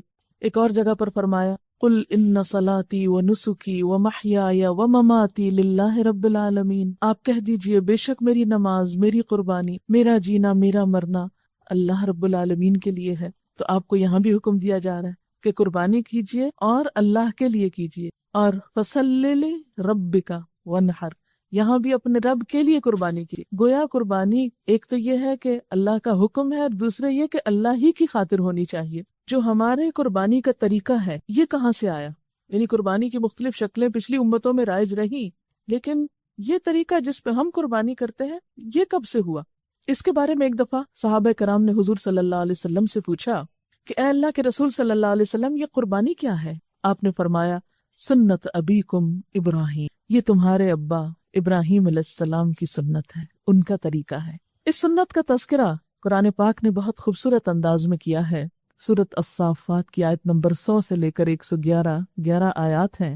وَقَالَ إِنِّي ذَاهِبٌ إِلَىٰ رَبِّي سَيَهْدِينِ رَبِّ هَبْ لِي مِنَ الصَّالِحِينَ فَبَشَّرْنَاهُ بِغُلَامٍ حَلِيمٍ فَلَمَّا بَلَغَ مَعَهُ السَّعْيَ قَالَ يَا بُنَيَّ إِنِّي أَرَىٰ فِي الْمَنَامِ أَنِّي أَذْبَحُكَ فَانظُرْ مَاذَا تَرَىٰ قَالَ يَا أَبَتِ افْعَلْ مَا تُؤْمَرُ سَتَجِدُنِي إِن شَاءَ اللَّهُ مِنَ الصَّابِرِينَ فَلَمَّا أَسْلَمَا وَتَلَّهُ لِلْجَبِينِ وَنَادَيْنَاهُ أَن يَا إِبْرَاهِيمُ قَدْ صَدَّقْتَ الرُّؤْيَا إِنَّا كَذَلِكَ نَجْزِي الْمُحْسِنِينَ إِنَّ هَذَا لَهُوَ الْبَلَاءُ الْمُبِينُ وَفَدَيْنَاهُ بِذِبْحٍ عَظِيمٍ وَتَرَكْنَا عَلَيْهِ فِي الْآخِرِينَ سَلَامٌ عَلَىٰ إِبْرَاهِيمَ كَذَلِكَ نَجْزِي الْمُحْسِنِينَ إِنَّهُ مِنْ عِبَادِنَا الْمُؤْمِنِينَ. ابراہیم علیہ السلام نے کہا میں اپنے رب کی طرف جاتا ہوں، وہی میری رہنمائی کرے گا. اے پروردگار، مجھے ایک بیٹا عطا کر جو صالحین میں سے ہو، یعنی نیک ہو. تو اللہ تعالیٰ نے دعا کے جواب میں کیا فرمایا؟ ہم نے اس کو ایک حلیم یعنی بردبار لڑکے کی بشارت دی. وہ لڑکا جب اس کے ساتھ دوڑ دھوپ کرنے کی عمر کو پہنچ گیا تو ایک روز ابراہیم علیہ السلام نے اس سے کہا بیٹا، میں خواب میں دیکھتا ہوں کہ میں تجھے ذبح کر رہا ہوں، اب تو بتا تیرا کیا خیال ہے؟ اس نے کہا ابا جان، جو کچھ آپ کو حکم دیا جا رہا ہے اسے کر ڈالیے، آپ انشاءاللہ مجھے صابروں میں سے پائیں گے. آخر کو جب ان دونوں نے سر تسلیم خم کر دیا، یعنی باپ بیٹا دونوں ہی اپنے آپ کو حوالے کر گئے، اور ابراہیم علیہ السلام نے بیٹے کو ماتھے کے بل گرا دیا اور ہم نے آواز دی اے ابراہیم، تو نے اپنا خواب سچ کر دکھایا، ہم نیکی کرنے والوں کو ایسی ہی جزا دیتے ہیں. یقیناً یہ ایک کھلی آزمائش تھی اور ہم نے ایک بڑی قربانی فدیے میں دے کر اس بچے کو چھڑا لیا اور اس کی تعریف و توصیف ہمیشہ کے لیے بعد کی نسلوں میں چھوڑ دی. سلام ہے ابراہیم پر، ہم نیکی کرنے والوں کو ایسی ہی جزا دیتے ہیں، یقیناً وہ ہمارے مومن بندوں میں سے تھا. تو یہ ہے وہ واقعہ ابراہیم علیہ السلام کی قربانی کا جو قرآن نے ان الفاظ میں بیان کیا. اس واقعے کے بارے میں حفیظ جالندری نے ایک نظم لکھی ہے جو اس کی ایک بہترین تفسیر بھی ہے، اسی کو پڑھ کر آپ کو اس کی تفسیر سناؤں گی. پدر بولا یعنی باپ، فارسی کے لفظ اردو شاعری میں استعمال ہوتے ہیں. پدر بولا کہ بیٹا آج میں نے خواب دیکھا ہے، کتاب زندگی کا ایک نرالا باب دیکھا ہے. یہ دیکھا ہے کہ میں خود آپ تجھ کو ذبح کرتا ہوں، خدا کے حکم سے تیرے لہو میں ہاتھ بھرتا ہوں. ذرا امیجن بھی کرتے جائیں کہ باپ بیٹے کو کہہ رہا ہے کہ اللہ کے حکم سے میں تجھے ذبح کر رہا ہوں. سعادت مند بیٹا جھک گیا فرمانے باری پر، زمین و آسماں حیراں تھے اس اطاعت گزاری پر. رضا جوئی کی یہ صورت نظر آئی نہ تھی اب، یعنی ایسے بھی کوئی اللہ کی رضا پہ راضی ہوتا ہے؟ اس سے پہلے ایسی اطاعت کسی نے نہیں دیکھی. یہ جرت پیشتر انسان نے دکھلائی نہ تھی اب تک، اس سے پہلے کہ کسی انسان نے اللہ کی اطاعت کے لیے ایسی جرت نہیں دکھائی تھی. عجب بشاش تھے دونوں رضائے رب عزت پر، تأمل یا تذبذب کچھ نہ تھا دونوں کی صورت پر، کوئی ہچکچاہٹ نہیں. کہا فرزند نے اے باپ اسماعیل صابر ہے، خدا کے نام پر بندہ پے تعمیل حاضر ہے. مگر آنکھوں پہ اپنی آپ پٹی باندھ لیجیے گا، میرے ہاتھوں میں اور پیروں میں رسی باندھ دیجیے گا، مبادا آپ کو صورت پہ میری رحم آ جائے، مبادا میں تڑپ کر چھوٹ جاؤں ہاتھ تھرائے۔ پسر کی بات سن کر باپ نے تعریف فرمائی، یہ رسی اور پٹی باندھنی ان کو پسند آئی۔ ہوئے اب ہر طرح تیار دونوں باپ اور بیٹے، چھری اس نے سنبھالی تو یہ جھٹ قدموں پہ آ لیٹے، پچھاڑا اور گھٹنا سینہ معصوم پہ رکھا، چھری پتھر پہ رگڑی ہاتھ کو حلقوم پہ رکھا، زمیں سہمی پڑی تھی آسمان ساکت تھا بیچارہ، نہ اس سے پیشتر دیکھا تھا یہ حیرت کا نظارہ۔ پدر تھا مطمئن بیٹے کے چہرے پہ بحالی تھی، چھری حلقوم میں اسماعیل پہ چلنے ہی والی تھی، مشیت کا مگر دریائے رحمت جوش میں آیا کہ اسماعیل کا ایک رونگٹا کٹنے نہیں پایا۔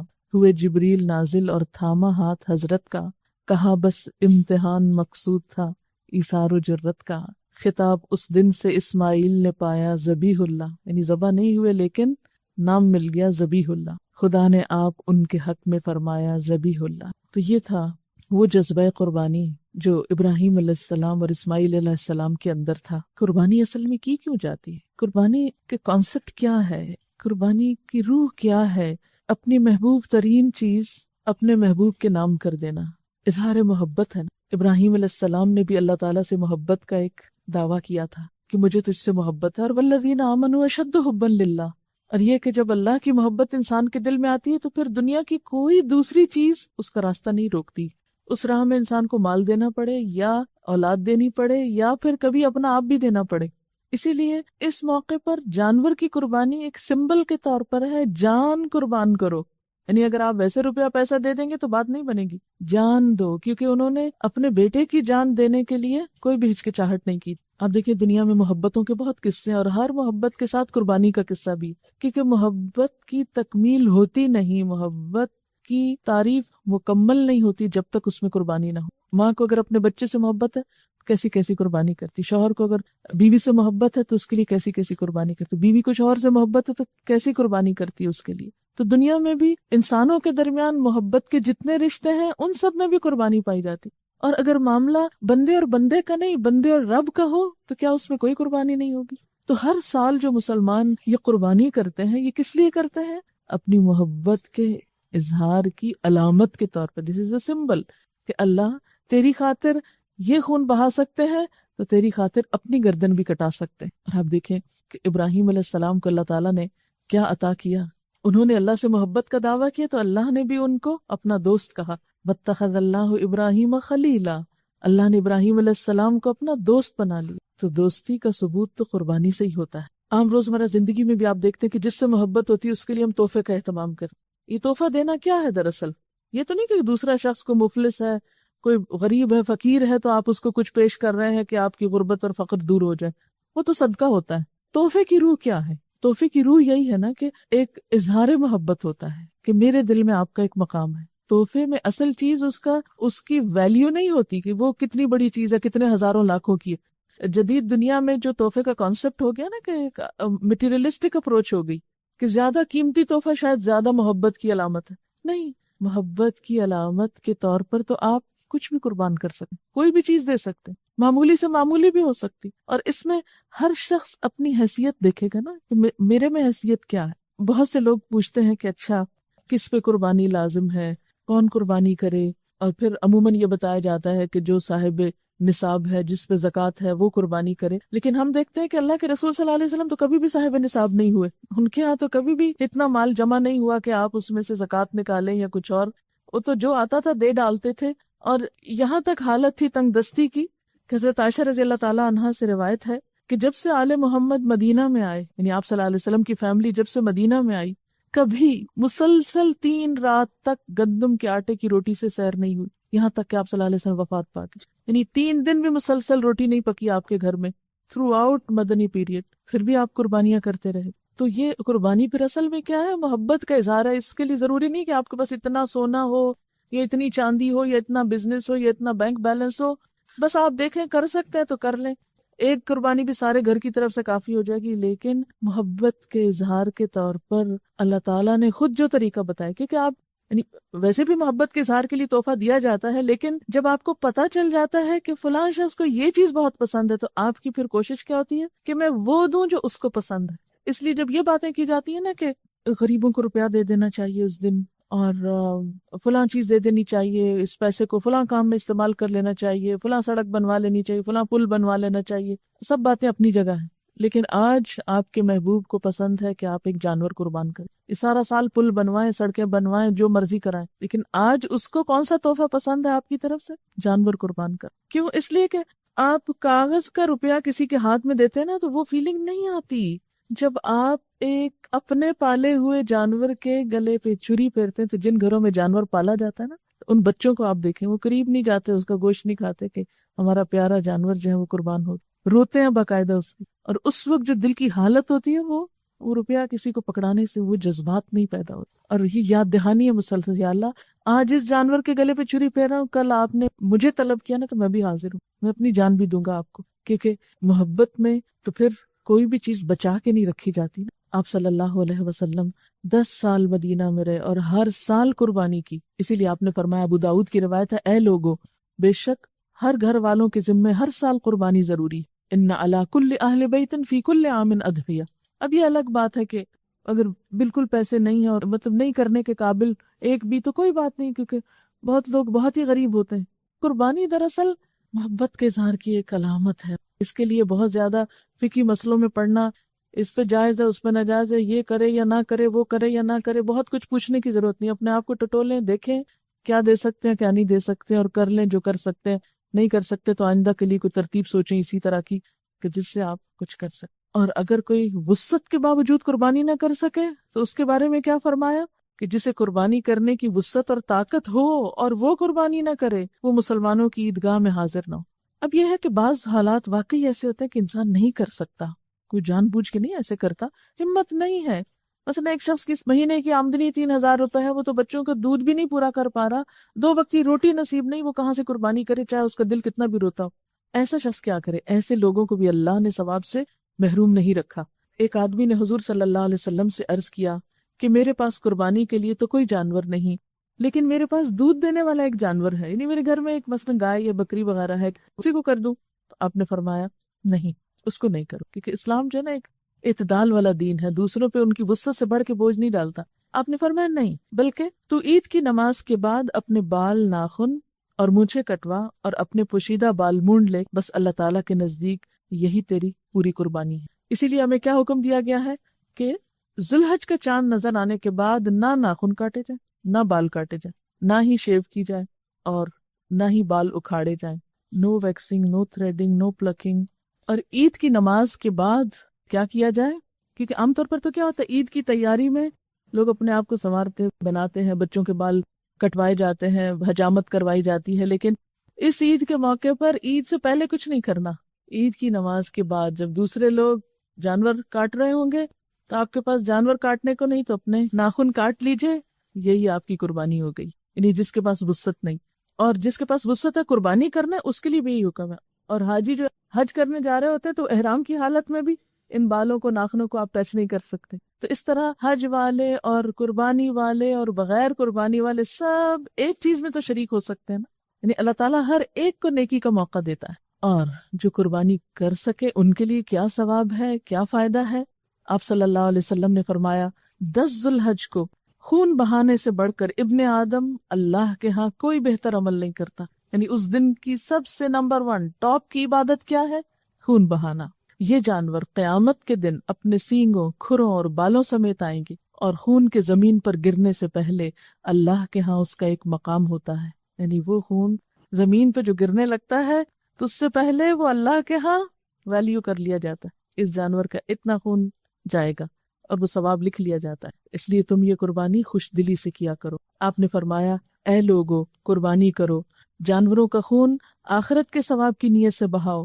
قربانی کے جانور کا خون اگرچہ ظاہراً زمین پہ گرتا ہے، یعنی برباد ہوتا دکھائی دیتا ہے، لیکن حقیقتاً اللہ کے خزانے میں چلا جاتا ہے۔ یعنی جانور کا بہا ہوا خون جو ہے وہ بھی کاؤنٹ ہوتا ہے ثواب میں۔ آپ صلی اللہ علیہ وسلم سے پوچھا گیا کہ اس قربانی سے ہمیں کیا ملے گا، کیا فائدہ ہوگا؟ آپ نے فرمایا، ہر بال کے بدلے میں ایک نیکی ملے گی۔ صحابہ کرام کہنے لگے، اور بھیڑ کی اون کے بدلے، کیونکہ بھیڑ کی اون میں زیادہ بال ہوتے ہیں نا، وہ جڑے جڑے ہوتے ہیں اکٹھے اور بہت باریک باریک ہوتے ہیں، فرمایا بھیڑ کی اون کے ہر بال کے بدلے میں بھی ایک نیکی. یہ دمبا یا بھیڑ جو ہوتی ہے اس پہ زیادہ بال ہوتے ہیں تو ایک ایک بال کے بدلے ایک ایک نیکی. پھر اسی طرح ایک اور جگہ پر آتا ہے کہ فربا جانور کی یعنی اچھے صحت مند جانور کی قربانی کرو، کیونکہ یہ پل صراط پہ تمہاری سواریاں ہوں گے. یہ بھی ایک فائدہ ہے، قیامت کے دن آپ کو یہ سب اجر ملے گا. لیکن دنیا میں بھی کیا ہوتا ہے، قربانی کے کئی فائدے ہیں. لوگ تو کہتے ہیں نا لو اتنے پیسے ہر سال ضائع ہو جاتے ہیں، اتنے جانور کٹ جاتے ہیں، لیکن بات یہ ہے کہ ایک ایک چیز اس کی کام آتی ہے. مثلاً خون جو ہے وہ زمین پہ گرتا ہے تو زمین زرخیز ہوتی ہے. بعض پودوں کو تو آپ نے دیکھا ہوگا کہ خاص طور پر ڈالا جاتا ہے کہ وہ زیادہ بڑھتے ہیں اس کی وجہ سے. اسی طرح گوشت جو ہے وہ لوگوں کے لیے ایک بہت زبردست غذائی ضرورت پوری کرتا ہے. عام دنوں میں صاحب حیثیت لوگ تو گوشت کھا لیتے ہیں، لیکن اس قربانی کی برکت سے وہ لوگ بھی گوشت کھا لیتے ہیں کہ جو سارا سال گوشت افورڈ نہیں کر سکتے، جن کو سارا سال چکھنے کو نہیں ملتا. تو ان دنوں جب بہتات ہوتی ہے تو ان تک بھی کچھ نہ کچھ خیر پہنچ جاتی. اور لٹرلی کئی ایسے لوگوں کے ساتھ ملاقات کا موقع ملا جنہوں نے پرسنلی مجھے بتایا قربانی کے علاوہ ہم تو گوشت کا سوچ بھی نہیں سکتے. تو قربانی ہوتی ہے ان تک جاتا ہے، اس لیے ان کو بھی غذائیت پہنچ جاتی. کیونکہ آپ غریبوں کو پیسہ دیں گے وہ معلوم نہیں اور کس کام لگا دیں گے، پھر ان کی صحت جائے گی. تو صحت ہو تو سب کام ہوتے ہیں نا. تو اس طرح ایک طرح سے انہیں سال میں ایک اچھی خوراک بھی مل جاتی. پھر اسی طرح یہ ہے کہ کھال اور اون وغیرہ کا کتنا بزنس ہوتا ہے. پھر یہ کہ وہ کتنے لوگوں کے بزنس بڑھتے ہیں اس سے، یعنی کھالوں کو اکٹھا کرنے سے لے کر ان کو بیچنے تک اور ایکسپورٹ امپورٹ اور معلوم نہیں کیا کچھ، اس کے ذریعے کتنے بے شمار لوگ جو ہیں ان کاموں میں انوالو ہو جاتے ہیں. ان سب کو ایک طرح سے کام مل جاتا ہے. پھر بہت سے لوگ جن کو پتا ہوتا ہے کہ سال میں ہمارے جانور فلاں موقع پر بکیں گے، وہ کیا کرتے ہیں، جانور پالنا شروع کر دیتے ہیں. ان کو ایک کام مل جاتا ہے. ایک تو یہ کہ غریب کا پیسے پکڑائیں، اور ایک یہ ہے کہ وہ جانور پالے، وہ بھی کسی کام لگے، اور پھر آپ اس کو پیسے دیں اور وہ اپنے ہاتھ کی کمائی سے کھائے، بنسبت اس کے کہ آپ اس کو صرف صدقے سے کھلاتے رہیں. اسی طرح یہ فائدہ بھی ہے کہ انسانوں کے درمیان ایک تعلق اور ایک ہمدردی کی فضا بھی ہوتی ہے، کیونکہ گوشت کی تقسیم کرتے وقت جن کے پاس لے کے جاتے ہیں یا کوئی آپ کو دینے کے لیے آ جاتا ہے تو وہ جو تبادلہ ہوتا ہے اس گوشت کا، اس سے بھی لوگوں کو فائدہ پہنچتا ہے، میل ملاقات ہوتی. پھر گوشت زیادہ ہو جاتا ہے تو دعوتیں بھی کی جاتی ہیں، اس سے بھی میل ملاقات بڑھتی ہے. قربانی کا جانور یہ ضروری ہے کہ وہ صحت مند جانور ہو، اس میں عیب نہ ہو، اور پھر یہ کہ 2 دانت والا جانور ہو جس کی عمر جو ہے وہ کم از کم 1 سال ہو، کیونکہ بہت چھوٹا جانور جو بچہ نہیں اس میں کر سکتے. پھر جس نے قربانی کرنا ہو اس کے لیے حکم ہے کہ وہ جس نے ذوالحج کا چاند دیکھ لیا اور قربانی کا ارادہ رکھتا ہے تو اسے بال اور ناخن نہیں تراشنا چاہیے. پھر اسی طرح یہ ہے کہ حضرت عطا بن یسار کہتے ہیں کہ میں نے ابو ایوب انصاری سے پوچھا کہ آپ صلی اللہ علیہ وسلم کے زمانے میں قربانیاں کیسے ہوتی تھی، آپ کیسے کرتے تھے قربانیاں؟ تو انہوں نے کہا کہ ایک آدمی ایک بکری اپنی طرف سے اور اپنے اہل خانہ کی طرف سے قربانی کر دیتا تھا. یعنی ضروری نہیں کہ گھر کا ہر شخص ہی کرے، ایک جانور سب کی طرف سے بھی ہو سکتا ہے. وہ خود بھی اس میں سے کھاتے تھے، اوروں کو بھی کھلاتے تھے. ہوتے ہوتے لوگ فخر کرنے لگے اور نوبت یہاں تک پہنچ گئی جو تم دیکھ رہے ہو. یعنی ایک ایک گھر میں کئی کئی ہونے لگی، اور وہ اللہ کی خاطر نہیں بلکہ فخر کے لیے، بتانے کے لیے، لوگوں کو دکھانے کے لیے. پھر اسی طرح یہ ہے کہ قربانی عید کی نماز پڑھ کے کرنی چاہیے. عید کی نماز سے پہلے اگر کسی نے قربانی کر لی تو وہ قربانی نہیں ہوتی. پھر اسی طرح اس کے لیے نیت ضروری ہے. مثلا اگر کوئی بچڑ اس دن اپنے دکان کھولنے کے لیے قربانی کر رہا ہے تو وہ بزنس کے لیے کر رہا ہے، اللہ کی خاطر نہیں. تو چاہے وہ عید کے دن ہی کرے، اس کا وہ اجر و ثواب نہیں ہے جو ایک شخص فی سبیل اللہ کرتا ہے. اسی طرح کچھ ادب آداب بتائے گئے ہیں کہ جب قربانی کی جائے تو چھری تیز ہو، کیونکہ آپ نے فرمایا کہ ہر چیز پر احسان کرنا چاہیے. اللہ تعالیٰ نے ہر چیز پر احسان فرض کیا ہے. بس جب تم قتل کرو تو اچھی طرح، اور ذبح کرو تو اچھی طرح. جب تم میں سے کوئی ذبح کرنا چاہے تو چھری کو اس طرح تیز کرے، یعنی خوب تیز کر لے، اور اپنے جانور کو آرام دینی فوراً وہ کام مکمل ہو جائے. پھر اپنے ہاتھ سے ذبح کرنا بہتر ہے، زیادہ اجر و ثواب کا باعث ہے. اگر ہاتھ سے موقع نہ ملے تو کم از کم جا کے ہاتھ رکھیں، قریب ہوں، دیکھیں. پھر اس کے بعد یہ کہ مخصوص دعا پڑھی جاتی ہے، انی وجہت وجہ للذی فطر السماوات والارض حنیفا وما انا من المشرکین. یہ ساری دعا پڑھ کے اللہم منک ولک تقبل منی کما تقبلت من ابراہیم خلیلک بسم اللہ اللہ اکبر. کیا مطلب ہے اس کا؟ اے اللہ تیری طرف سے، یعنی تو نے دی ہے مجھے، یہ میرا تو کچھ نہیں اس میں، ولک تیری خاطر قربان کرتا ہوں، تقبل منی تو مجھ سے قبول کر لے، کما تقبلتا جس طرح تو نے قبول کی تھی قربانی، من ابراہیم خلیلک اپنے دوست ابراہیم علیہ السلام. بسم اللہ اللہ کے نام کے ساتھ، اور اللہ سب سے. پھر اسی طرح یہ کہ قربانی کے گوشت کا استعمال کیسے ہونا چاہیے. حدیث میں آتا ہے فَكُلُوا وَتَصَدَّقُوا وَادَّخِرُوا، کھاؤ اور صدقہ کرو اور رکھ چھوڑو. یعنی کھا بھی سکتے ہو، صدقہ بھی کر سکتے ہو، اور تھوڑا فریز بھی کر سکتے اور اس زمانے میں خشک کیا جاتا تھا، یعنی اس میں کوئی حرج نہیں کہ اگر انسان کل کے لیے کچھ اس میں سے بچا لے۔ سورۃ الحج میں آتا ہے فَكُلُوا مِنْهَا وَأَطْعِمُوا الْقَانِعَ وَالْمُعْتَرَ، خود بھی کھاؤ اور مسکین اور سوال کرنے والوں کو بھی کھلاؤ۔ یعنی عام طور پر صحابہ کرام یا لوگوں کا طریقہ کیا رہا ہے، 3 حصے کرتے تھے، ایک حصہ خود کھایا، ایک رشتہ داروں کو دیا، غریبوں کو دیا۔ لیکن یہ فرض نہیں ہے، یہ پسندیدہ ہے، مستحب ہے ایسا کرنا۔ اگر کوئی نہیں کرنا چاہتا، سارا صدقہ کرنا چاہتا کر لے، سارا خود کھانا چاہتا ہے کھا لے، آدھا رکھ کے آدھا کھانا چاہتا ہے رکھ لے، کوئی حرج نہیں۔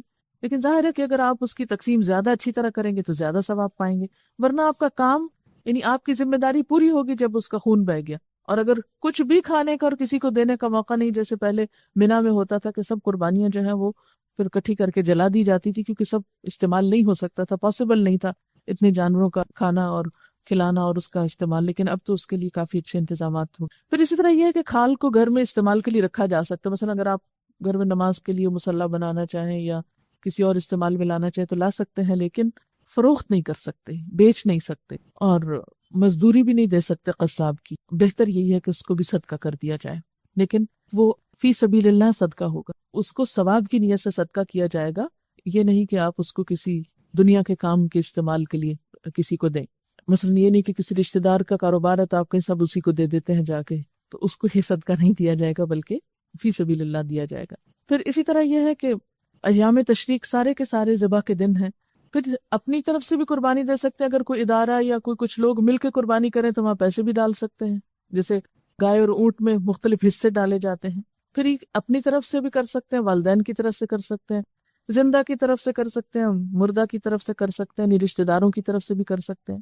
اور اب آخری حصہ یہ ہے کہ عید کا دن کیسے گزاریں، کیونکہ آخری کام اس میں پھر کیا ہوگا، یعنی عید کا دن آ جائے گا جس دن قربانی کرنا ہوگی۔ اس میں سب سے پہلے یہ کہ ان 2 دنوں میں روزہ نہیں رکھا جاتا۔ ہاں، عید الفطر میں آپ صلی اللہ علیہ وسلم صبح کچھ میٹھا کھا کر نماز پڑھنے جاتے تھے، لیکن عید الاضحیٰ میں صبح میں کچھ نہیں کھاتے تھے، حتیٰ کہ صحابیات اپنے بچوں کو دودھ تک نہیں پلاتی تھی، یعنی اتنا اہتمام اس سنت کا کیا جاتا تھا۔ دوسرا کام یہ ہے کہ غسل کرنا چاہیے، نہانا چاہیے۔ عید الفطر اور عید الاضحیٰ کے دن آپ صلی اللہ علیہ وسلم غسل فرمایا کرتے تھے، اچھا لباس پہننا چاہیے۔ بہقی کی روایت میں آتا ہے حضور صلی اللہ علیہ وسلم عیدین اور جمعہ کے موقع پر اپنی سرخ چادر پہنا کرتے تھے، یعنی لباس میں اہتمام کرتے تھے۔ ہم عام طور پہ کیا کہتے ہیں، بور دن ہے، کیا کرنا ہے، بس ایسے ہی ٹھیک ہے، ابھی تو گوشت آ جائے گا، پکانا ہوگا، پھر کیا کرتے سارا دن گندے ملندے رہتے ہیں، اور پھر شام کو کسی کے گھر جانا ہو فارغ ہو کے اچھے کپڑے پہن کے چلے جاتے ہیں۔ نہیں، صبح میں نہا کے اچھے کپڑے پہنیے اور پھر عید پڑھنے جائیے۔ پھر اسی طرح یہ ہے کہ عیدگاہ کی طرف اگر پیدل جائیں تو زیادہ اچھا، لیکن بہت دور ہو اور نماز ہی نہ نکل جائے تو اس کے لیے بہتر یہ ہے کہ پھر آپ سواری پہ بھی جا سکتے ہیں۔ آپ صلی اللہ علیہ وسلم کا طریقہ یہ تھا کہ آپ پیدل جاتے تھے، چل کے جاتے تھے عیدگاہ اور چل کے واپس آتے تھے۔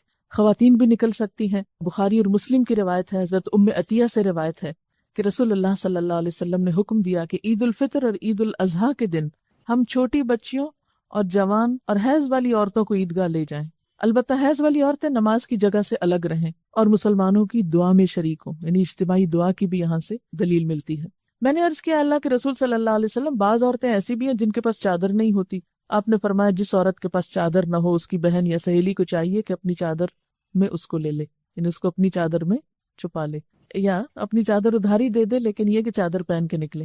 حضرت عبداللہ بن عباس سے روایت ہے کہ رسول اللہ صلی اللہ علیہ وسلم عید کے دن اپنی بیویوں اور بیٹیوں کو عیدگاہ لے جاتے تھے، ابن ماجہ کی روایت۔ پھر یہ ہے کہ جاتے اور آتے ہوئے تکبیریں پڑھنی چاہیے۔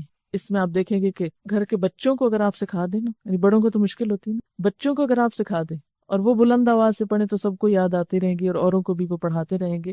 نافع ابن عمر سے روایت کرتے ہیں کہ ابن عمر عید الاضحیٰ اور عید الفطر کے دن جب عیدگاہ کی طرف جاتے تو بلند آواز سے تکبیریں کہتے یہاں تک کہ عیدگاہ میں پہنچ جاتے، اونچی اونچی پڑھتے جاتے تاکہ اور لوگوں کو بھی یاد آ جائے۔ کچھ لوگ متقین کے امام ہوتے ہیں نا، وہ اپنے عمل سے دوسروں کو نیکی کی طرف لگائے رکھتے ہیں۔ پھر عیدگاہ میں بھی پہنچ کر تکبیریں کہتے یہاں تک کہ نماز عید پڑھنے کے لیے امام صاحب آ جاتے۔ عورتیں جو ہیں وہ بلند آواز سے نہیں پڑھیں، آہستہ آہستہ پڑھتی بھی جائیں۔ تو عید کے دن کے کاموں میں کیا ہے کہ آپ صبح صبح تیاری کریں، نہائیں دھوئیں، کپڑے اچھے پہنیں، ایسی خوشبو نہ لگائیں کہ جو عیدگاہ میں جاتے ہوئے دوسروں کو آئے۔ پھر چادر اوڑھ کر عیدگاہ پہنچے، نماز پڑھیں، واپس آئیں۔ قربانی ہو، قربانی کو دیکھیں اگر ممکن ہو۔ آپ صلی اللہ علیہ وسلم ویسے عیدگاہ میں ہی قربانی کیا کرتے تھے، اور یہ ایک بڑا ہائیجینک طریقہ ہے کہ سب کی قربانیاں ایک جگہ پر ہو، وہیں سے صفائی ہو جائے، ہمارا تو ہر گلی بازار کے نکڑ میں قربانی ہو رہی ہوتی ہے اور گندگی میں چھوڑ کے ہم اپنا گوشت اٹھا کے گھر چلے جاتے ہیں. تو یہ طریقہ ٹھیک نہیں. اور پھر صفائی کرنے والوں کی بھی چھٹی ہوتی ہے تو 3 دن عذاب کے ہو جاتے ہیں. اس معاملے میں بہت احتیاط کرنے کی ضرورت ہے کہ ہماری ایسے کسی کام سے دوسرے کو اذیت نہ ہو.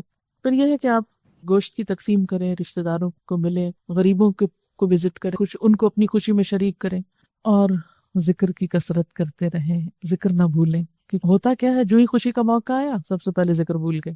اور آخری بات یہ ہے کہ صرف جانوروں کی قربانی نہیں کرنی، کچھ اور چیزوں کی قربانی بھی کرنی.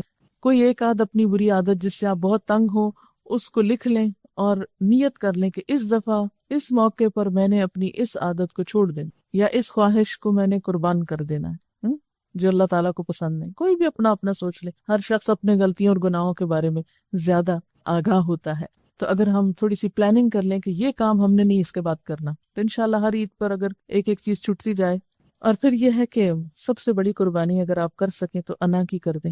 تھوڑی سی میں کے اوپر کوئی چھری پھر جائے تو اچھا ہے. ان دنوں مٹا دے اپنی ہستی کو گر کچھ مرتبہ چاہے، کہ دانا خاک میں مل کر گل و گلزار ہوتا ہے. اگر آپ واقعی بہار و پھول بننا چاہتے ہیں تو پھر اس کے لیے کیا کرنا ہے؟ عاجزی اختیار کرنی ہے انشاءاللہ تعالی. اور یاد رکھیے کہ لن تنالوا البر حتی تنفقوا مما تحبون. اور آخری چیز جو چیک کریں گے وہ یہ کہ ایک چیز کیا آپ کے اندر پیدا ہوئی کہ نہیں، اور وہ ہے تقویٰ.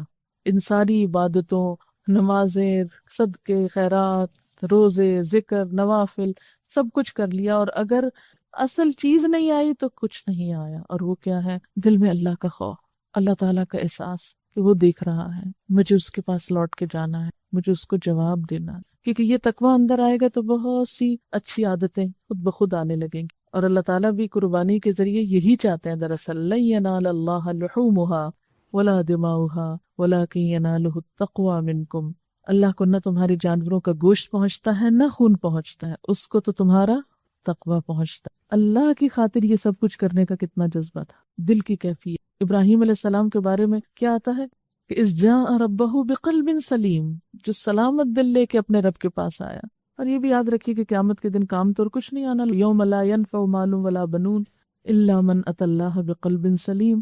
تو دلوں کی سلامتی کی طرف توجہ دینے کی ضرورت، محسن بننے کی ضرورت ہے. ومن احسن دینا ممن اسلم وجہہ للہ وہو محسن واتبع ملت ابراہیم حنیفا واتخذ اللہ ابراہیم خلیلا.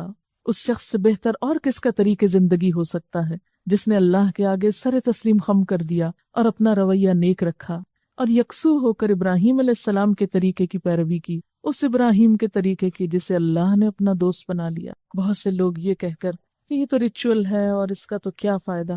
سوچنے کی بات یہ کہ ریچول بھی کیوں اہم ہوتے ہیں. خلیل اللہ کی سنت ہے. شیطان جو ہے وہ حجتیں اور وسوسے ڈالے گا. یہ کیسے مسلمان ہیں؟ اپنی نئی نسل سے پوچھئے کہ کیا سوچ ہے ان کے دلوں میں قربانی کے بارے میں. یہ کیسے مسلمان ہیں کہ یہ اتنے جانوروں کو ذبح کر دیتے ہیں، اور اتنے بے درد لوگ ہیں، اور نہ جانے کیا کچھ حجتیں پیدا کر کے اس عمل کو کتنا حقیر کر دیتے ہیں ہم، اور دوسروں کی نقالی اور دوسروں کی پیروی کو ہم کتنا خوبصورت بنا کے پیش کرتے ہیں. ذوالحج کی کیا اہمیت ہے، ان دنوں کے عمل اللہ کے ہاں کتنے قابل قبول ہیں، کتنے ثواب کمانے کے دن ہیں. تو اللہ کی ان سنتوں کو کون زندہ کرے گا؟ ہم مسلمانوں کو ہی آگے بڑھنا ہے، ہمیں دوسروں کا انتظار نہیں کرنا، خود آگے بڑھنا ہے. ایک آئیڈیا یہ بہت دیا جا رہا ہے کہ قربانی تو صرف ان کے لیے ہے جو حج پہ جا رہے ہیں. ابھی میں نے جو حدیث آپ کو سنائی کہ اللہ کے رسول صلی اللہ علیہ وسلم 10 سال مدینہ میں رہے اور ہر سال قربانی کرتے رہے، تو کیا ہر سال آپ حج پہ بھی جاتے رہے؟ اور دوسری بات یہ کہ جب صحابہ کرام نے پوچھا کہ یا رسول اللہ صلی اللہ علیہ وسلم یہ قربانی کیا چیز ہے، تو آپ نے کیا فرمایا؟ تمہارے باپ ابراہیم کی سنت ہے، ان کا طریقہ ہے. بعض لوگ شوق سے عیدگاہ جاتے ہیں لیکن قربانی نہیں کرتے. حالانکہ کیا ہے کہ جو قربانی نہ کرے وہ عیدگاہ بھی نہ آئے. ہم کہیں گے اچھا ٹھیک ہے نہیں آتے. ہم یہ تو کر سکتے ہیں لیکن طریقے نہیں بدلتے. بعض اوقات ہم یہ کہتے ہیں کہ اس سال قربانی کیسے کریں کہ قربانی کے جانور پہلے سے بھی زیادہ مہنگے ہو گئے ہیں. لیکن دوسری چیزوں میں جب مہنگائی بڑھتی ہے تو ہم میں سے کون ہے جو ان چیزوں کو خریدنے سے باز آ جاتا ہے؟ بچوں کی فیسیں بڑھتی ہیں اسکولوں میں، اسی طرح شادی کے موقع پر آپ خریداری کرنے کو جاتے ہیں تو ہر سال ریٹس بڑھ جاتے ہیں. لیکن جہاں اللہ کی راہ میں کچھ کرنے کی بات آئی تو وہاں ہمیں کبھی مہنگائی یاد آتی ہے اور کہیں کوئی اور مسئلہ پیش آ جاتا ہے.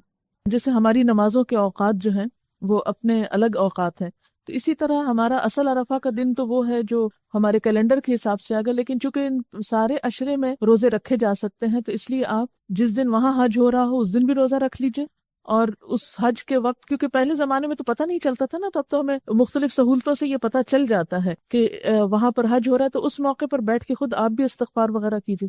جی ہاں، ویسے یہ تو اجتماعی نماز ہے، لیکن اگر کوئی نہ لے جانے والا اور نہ جانے والا ہو، 2 نفل بس صبح کے وقت پڑھ لیجیے. کچھ لوگ کہتے ہیں کہ قربانی کرنے کی بجائے رقم غریب کو دے دی جائے تو اس سے قربانی کی روح بیدار نہیں ہوتی اور اس سے وہ ثواب نہیں ملتا.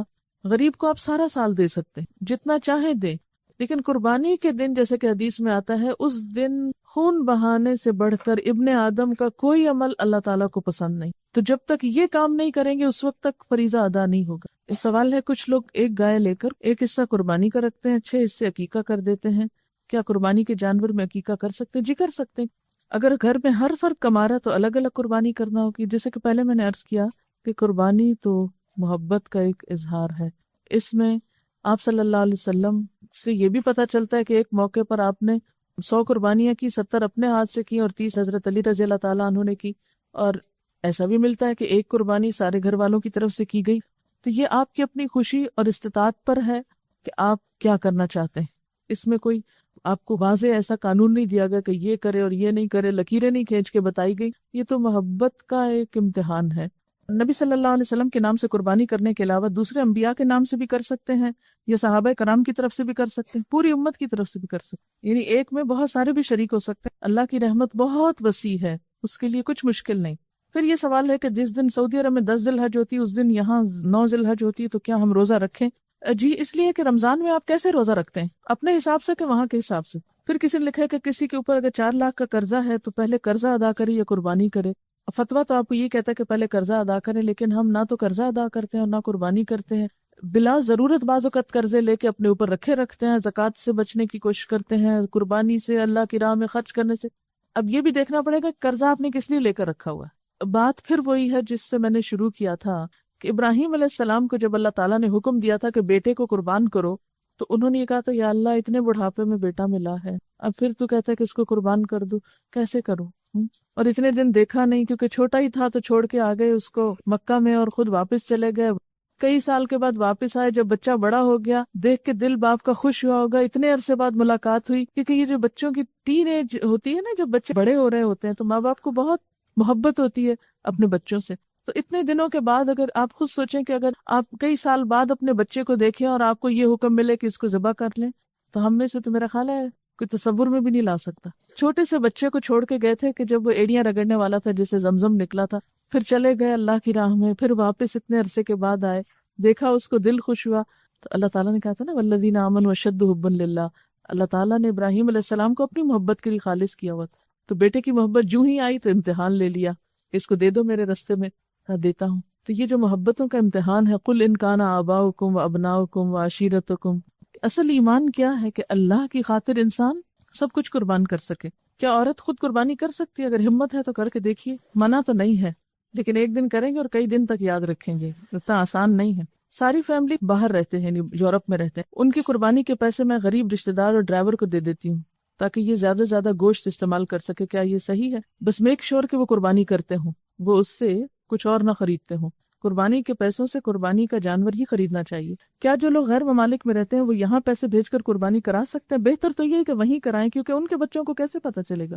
کیونکہ بعض اوقات ہم پیسے دے کے اپنے سر سے ساری مشکل آسان کر دیتے ہیں کہ جائے کوئی کہیں بھی کر لے اور ہمیں نہ سنبھالنا پڑے. کوئی تو ٹھیک ہے، ہو تو جاتی ہے قربانی اگر خصوصاً وہاں پر کوئی انتظام نہ ہو، لیکن اگر آپ کے گھر میں قربانی نہیں ہوتی نا تو وہ رسم زندہ نہیں ہوتی. وہ آپ کے بچے دیکھتے نہیں، ان کو پتہ نہیں چلتا.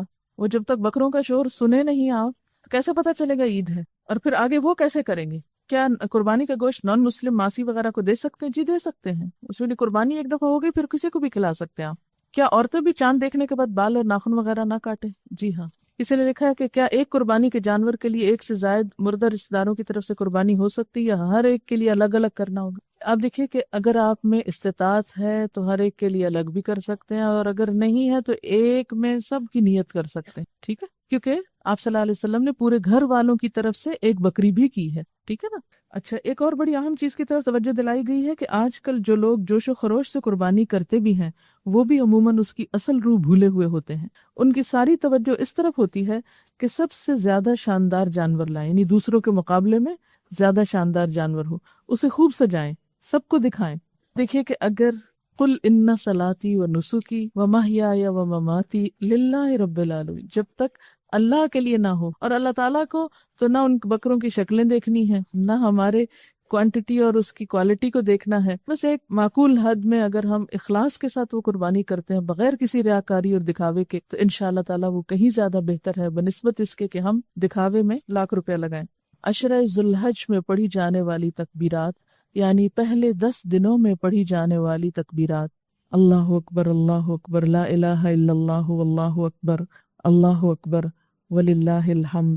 اچھا، اس کے علاوہ ایک اور تکبیر ہے: اللہ اکبر کبیرہ والحمد للہ کثیرہ وسبحان اللہ بکرۃ واصیلا. اللہ اکبر کبیرہ، اللہ بہت بڑا ہے، بہت ہی بڑا. اللہ اکبر کبیرہ والحمد للہ کثیرہ، اور اللہ کا شکر بہت زیادہ. وسبحان اللہ، اور اللہ کی تسبیح بکرۃ واصیلا، صبح اور شام.